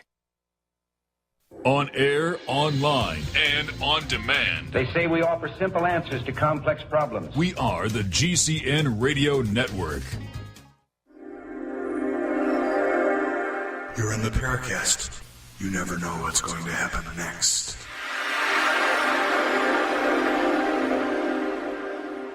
We have Ray Stanford. We're now going back through time to the 50s and 60s, where he was known, he and his brother, as contactees. I'm Gene Steinberg. Chris O'Brien is the co-host. You're in the Paracast. Okay, Ray, so when did this start? You were identified as a contactee. When all this starts? When did it start? Well, it started on the 15th of October, 1953, when I learned that there was a book out called Flying Saucers Have Landed, which was, of course, joined by Desmond Leslie and George Adamski. And I went down to the bookstore and got it, and on that same day did a painting of the so-called scout ship, which I subsequently learned was a Porton lampshade, I think for a gas lamp, I could be wrong, that had been brought from Poland with Adamski's mother when they came over when he was 2 So years his old. photograph was a Polish lampshade. That's right. It wasn't a vacuum cleaner, a lid, or anything else that people have claimed. People see things that look vaguely like it, and they say that's it, but it's not. And Adamski ultimately liked my brother and me, and showed us how he faked the mothership photographs, for example. He didn't, I think, want us to get hung up in this. But you see, I got taken into the idea of space brothers that are giving you love and light messages and this kind of stuff. And back when you were a teenager. So we went down. Yeah, I was 15, and we went down to Padre Island in 1954, which I was 16, and the 8 of us went out there, and then there were 3 policemen came out and joined us. That's all we had. We sent out telepathic messages, and whether it had any relationship or not, we saw UFOs that night, one of which was a dome disk, of which we succeeded in getting one photograph that actually came in, and it did kind of scare the waloolie out of the police officers that came. There was a state highway patrolman, Don Hart, his father, a deputy sheriff, Ray Hart, and a deputy sheriff, Steve Woods. And I have a photograph of Ray and Don Hart together, him in uniform with the state police, and affidavits from Ray Hart and Steve Woods attesting to the fact that they saw this event on Padre Island. And yet, because certain people muddied the water saying, oh, this guy's a contactee, don't believe him, despite 11 witnesses with police affidavits and one photograph. It's not even, when you look at the literature on the websites of the cases, you'll not even see it listed, although it was the best documented police sighting in history at that time. Now, if this is kookery, it's contacteeism, fine. Now, I did encounter a couple of guys downtown at a theater in Corpus Christi that convinced me that they were aliens. But let's keep this in mind. We were being watched very closely by J. Edgar Hoover's buddies. One of them flew all the way down to Peru with us incognito later. They told our mother all about it. But they were trying to set you up. I could go into the story that they would go so far as to try to kill you back in those days. But in this case, I believe that I was being fooled. They wanted me to look like a kook, saying I had met aliens, okay? It happened again in 1956 in Los Angeles. But whether that guy was one or not, I have no idea. At times, I feel like he was. This was after, I think, the FBI had... Wait a minute. Hold on, Ray. 1 second. So you think the second encounter could have possibly have been a real... If there is such a thing as human-looking aliens among us, this guy might well have been one. Why do you think that? I don't want to get into that, but I think that. Well, you know what? Maybe let me ask you a question then. Why won't you get into that? Look, why do we want to get into these things that I and you can't substantiate? Why don't we talk about the substantial stuff we've gotten? See, everybody wants to get off the track and to the loosey-goosey end of things, and I don't. I prefer to stay where we have data. I can confirm. Okay, so how did you about. get out of this contactee phase? Well, I began to realize that UFOs were not the space brothers that Adamski claimed they were. There were cases that were pretty awesome. For example, now in I think it was 1961, there was Gregory Wells in Bellsville, Ohio. Gregory Wells, that was 2 witnesses, was shot with a laser beam right through his thick Mackinaw jacket, his sweatshirt, his shirt, and his undershirt, and suffered second and third degree burns, or first and second degree burns on his shoulder. Well documented, well witnessed. There was other cases, and then when we were still in the good graces of Adamski and the contactees, we were out there, and as I said, Adamski took compassion on us and confessed these things. He told us about his bootlegging operation when he had the Royal Order of Tibet, and how he could make wine legally, he said, because it was a religious organization for communion. He said, hell, you boys, you don't know, I was the biggest bootlegger in all of Southern California. If it hadn't been for that goddamn man Roosevelt, I wouldn't have to get into all this salsa crap. And we took that in. So then now, I won't comment on the quality of your Polish accent. Okay, well, Ray? But okay, so basically he admitted to you it was all a big scam, it was all fake. Did you ever publish that? Yeah. Oh, yes. I went public with it right away. In fact, that's why, we get bad-mouthed by Carol Honey, who was Adamski's friend that published this thick book of claiming that he saw Space Brothers with Adamski. Well, when you read between the lines and you know Carol Honey, like I knew Carol Honey, you know that it's a lot of BS. But anyway, this is why we became hated. My twin brother and I became the most hated people in the contactee movement because not only did we expose Adamski then, but we exposed Dan Fry. We absolutely caught him with his pants down, so to speak. In what way did you expose him? Huh? In what way did you expose Dan Fry? Well, okay. We had been invited. I was doing the speaking, and Rex was helping me with the projector, showing some of the films that we had gotten. And we were speaking for the Understanding organization, which was the one that was founded by Dan Fry. And in the course of that, we were staying at Dan and Elma's house in there outside the L.A. area somewhere. I forget the name of the place. And anyway, the one morning while Dan was at work at the laboratory that he worked for, he was, I think, an electrical engineer. And anyway, while he was at work, Elma said, I am troubled about something. She said, as I told you, Dan claims he got this movie in broad daylight of a spaceship when we were out at the Giant Rock Convention. But she said, the circumstances surrounding it bother me. I said, what the heck? She said, well, look, we're out there, and he had put a good-sized box in the back of the car, and he said, don't jar this, it's fragile. Elma, don't open it, don't jar it, it's fragile. So I didn't, she said. She said, but we're out there a while, and he says, Elma, I've got to go take a leak over behind the hill. Well, there was a restroom right there. And if it was one of the conferences, I think it was, there were porta cans or whatever they called them out there at that time. And anyway, he walks off with this big box. He came back. He didn't say a thing to Elma that he was even back. And over a week later, he brought in a movie film. And he put it on the thing, and Elma said, what's that movie film? He said, when I told you I went behind the hill back there to take a leak? He said, well, actually, I encountered a spaceship, and I took a movie. And she said, oh, gosh, I want to see it. He said, okay. He said, she got out the projector. And, she threaded, she had always done this for him, when he was showing movies, anybody was showing movies, she'd set it up for Understanding people. And she set this up and started running it at normal speed. And he said, wait a minute, you can't run this. This will damage the film if you run it at normal speed. Run this at the fastest speed it will go. Do you want to damage the film? And Right, if you run it normally, it'll damage the film. Right, okay. Right, this is a new one on me. Okay, so what happens when you run it faster? Why does that make a difference? This makes the difference. Well, I want to tell you the rest of this story first. I'll tell you before we let you do that, because we have one more segment of the Paracast to go, and I want to get into details about this film, why it's run in fast motion rather than slow motion, and maybe that's what I was going to tell you. Yes, and you're going to tell us, but first I have to tell our listeners. That day while he was at work, Ray, and we ran Ray, we got to get a break. Slow. We got a break, Ray. We got a break. Well, I tell our listeners. We're talking to Ray Stanford. We're going back through time when he was a teenager, when, you know, he was friendly or on friendly terms with some of the famous contactees like George Adamski, Dan Fry, and others. The co-host is Chris O'Brien. I'm Gene Steinberg. You're in the Paracast.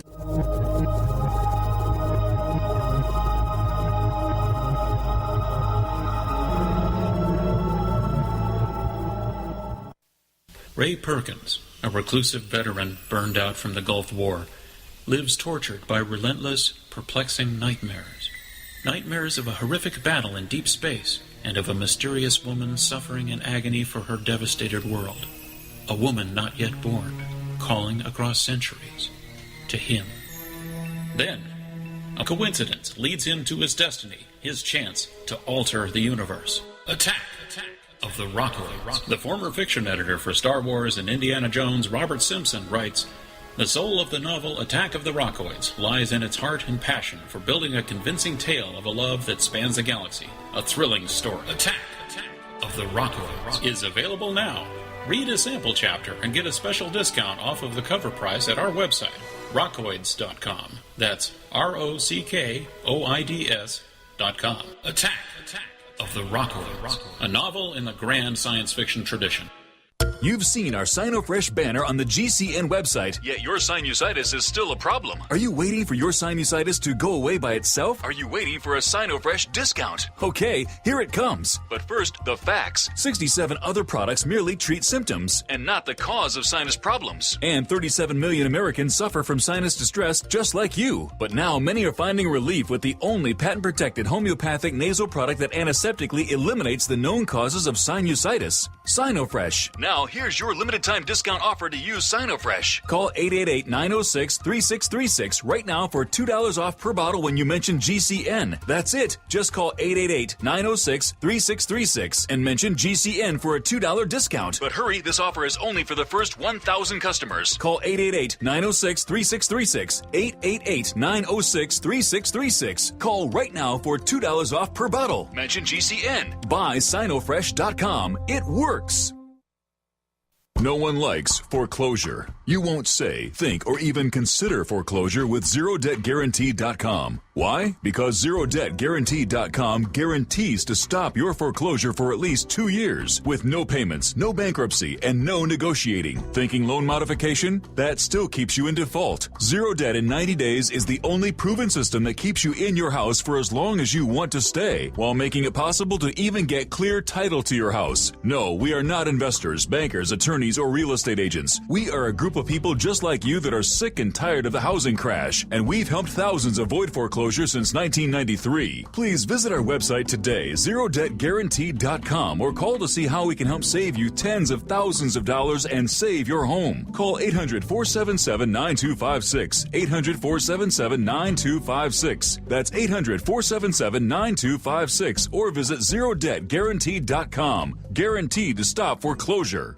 Before you throw away your used batteries, you need to listen to this. Now, going green can save money. Go green and save money by giving life to your used batteries by charging them with the Renaissance Charger. The Renaissance Charger uses a new revolutionary battery charging technology that effectively extends the life of new batteries and gives new life to used batteries. Invented by legendary audio genius John Bedini, this unique and patented charging system rejuvenates the electrochemical plate structure in the battery without additives, increasing capacity capacity and maintaining cell integrity. Renaissance Charge offers a full line of products made in the USA for all types and sizes of batteries. Find out why our customers tell us the Renaissance Charger is the only battery charger they will ever use. Save your money. Save the environment. Visit us online at r-charge.com. That's r-charge.com, or call us at 208-772-4514. That's 208-772-4514. Be a part of the revolution today. How do you spell hard-hitting talk radio? GCN. The Genesis Communications Radio Network.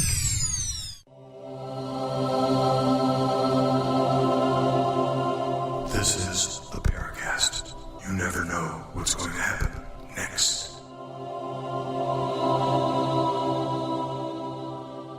We have another session to spend with Ray Stanford, UFO investigator of long standing. Chris O'Brien's the co-host. I'm Gene Steinberger in the Paracast.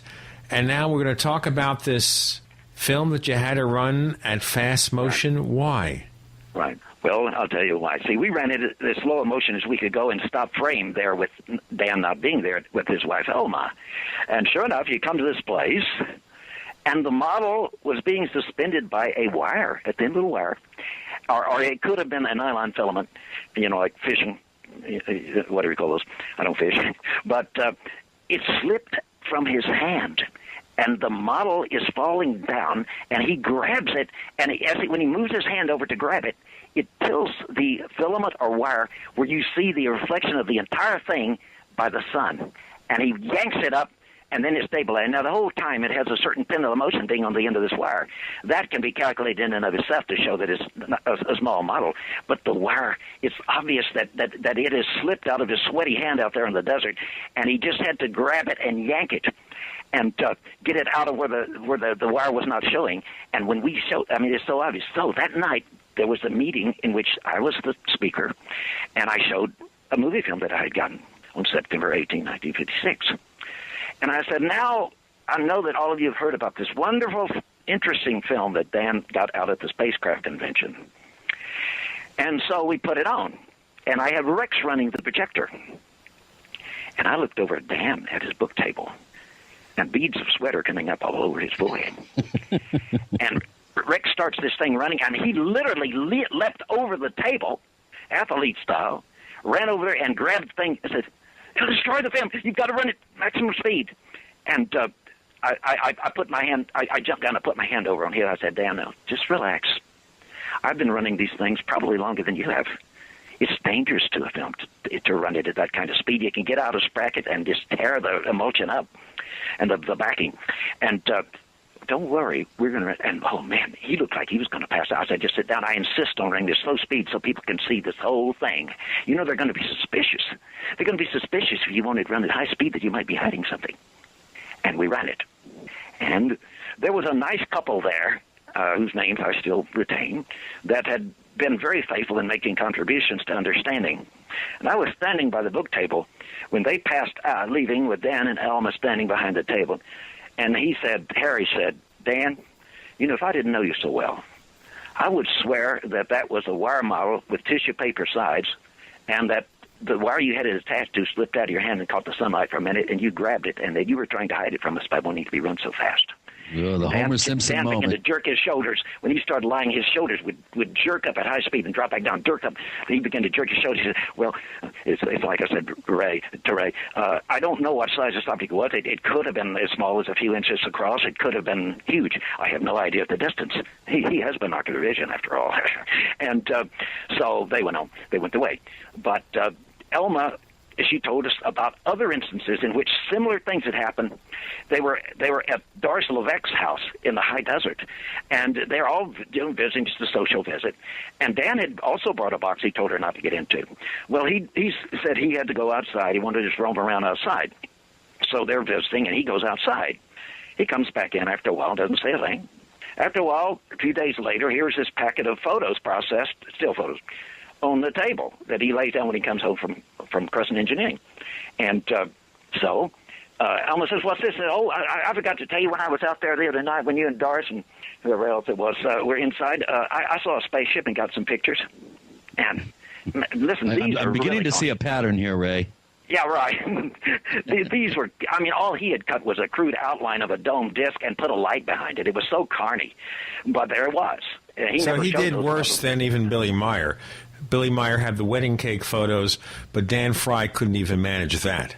Well, that's right. He was a much poorer faker than Billy Edward Meyer, unless you're a good photo analyst and see what's the problem with Billy Edward Myers immediately. But yes, he was not very good, and you could see, as several people commented to me afterward, you could see the tissue paper vibrating up and down in the desert wind, glued to the little thin metal framework they had it supported on to make the UFO. So the evidence was even thinner than tissue paper. Yeah, that's right. I would say that it was. I love the ivory soap and the feathers story, too. That's a good one. Brother Boko. That's a very good one, yes. Oh, I don't suppose you want to go into that one, but...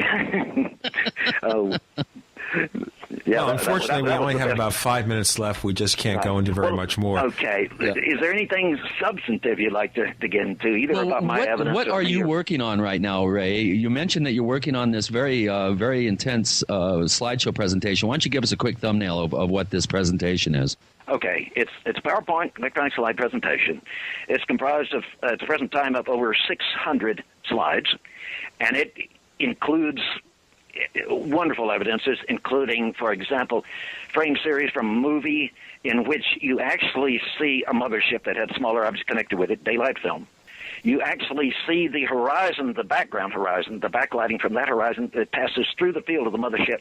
You actually see the gravitational lensing, or the equivalent thereof, and you actually see the mountain down below it just at 54 frames a second, at which I was filming. In 5 frames, it completely collapses flatter than a pancake. And then in 15 frames, it comes back up. It doesn't do this just once. It does this again and again and again throughout the film. But as you go radially out further, the further you get, the less it warps the mountains. And in fact, it actually causes the mountains further up to rise up and become taller than they were at the beginning of the cycle I'm describing, while the one in the middle is getting shorter. Also, the intensity of light. I do a analysis on the computer of the intensity of light across the screen, and you see that when it is collapsing this mountain, the light becomes spread and focused alternately. In other words, we're measuring and color coding the intensity across the screen, and you actually see the light, as if you're focusing the backlighting, you're going to have that. You're going to have it spread out further when things are collapsing underneath it, and it's going to get narrower and narrower and get brighter in the middle. When they draw together, these things can come back up. And that's exactly what you have. Let me ask you a fast question here. This is a presentation you're doing in PowerPoint, right? That's right. Okay. Are you able to create a copy of this presentation that we could post on the Paracast forums when it's done? No way. This kind of stuff is for scientists. It's to be published in refereed, juried publications if we can get it in there, and I believe that we can. This is why I want to get key people in with me. When I started my research in dinosaurs, I mean, I'm a nobody. But because I had good enough evidence of very important tracks that I got the professionals to work with me and help me in preparing the scientific papers, then you get into mainstream refereed publication. And I believe that I can certainly do this with this UFO evidence. Well, the time is not to put it out on websites or YouTube as the movies or anything like that. The time is to deal with scientists. I'm not anxious. I'm not, no offense to Paracast, but I am not interested so much in being an entertainer as an informer. Now, when do you think you'll have this finished, this presentation? It will probably never be finished. There's so much data, but it will be at the time when I get the right scientists working with me that we can publish this. So you're at a point now where you could present it. I believe that I have evidence that could be accepted in Nature, for example. Let me ask you a fast question, Ray, because we're just wrapping this up. Is there any place where our listeners can check out your work or contact you if they have information to present to you about something? I would generally prefer not to be contacted because you got all kinds. I mean, I've had people that have gotten my email address and they send you fake evidence trying to get you to fall for it, and then they'll expose you as being incompetent scientifically. I just don't want to waste my time with people sending me bad information. And if they've got good information, they should describe like to somebody like to you, Chris, that is known to me if you have time to listen. And if it sounds worthwhile, then I might take a look at it. But okay, so in that case there, if we get the information, we'll just forward it on to Chris to look at first, and if it looks interesting, he'll send it to you. Chris O'Brien, where do we find more of the things that you're working on? Well, I do have a website. It's called Our Strange Planet. That's OUR, Strange Planet. We do live on a strange planet, and it's OurStrangePlanet.com. Of course, my latest book is Stalking the Tricksters, which tries to look at these wonderful mysteries in a new and different way. And, of course, I'm at the Paracast forum.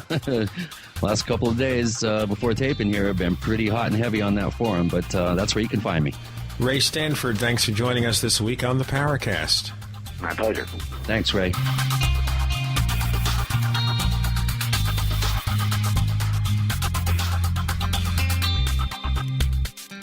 The Paracast is a copyrighted presentation of Making the Impossible Incorporated. Tune in next week for a new adventure in The Paracast.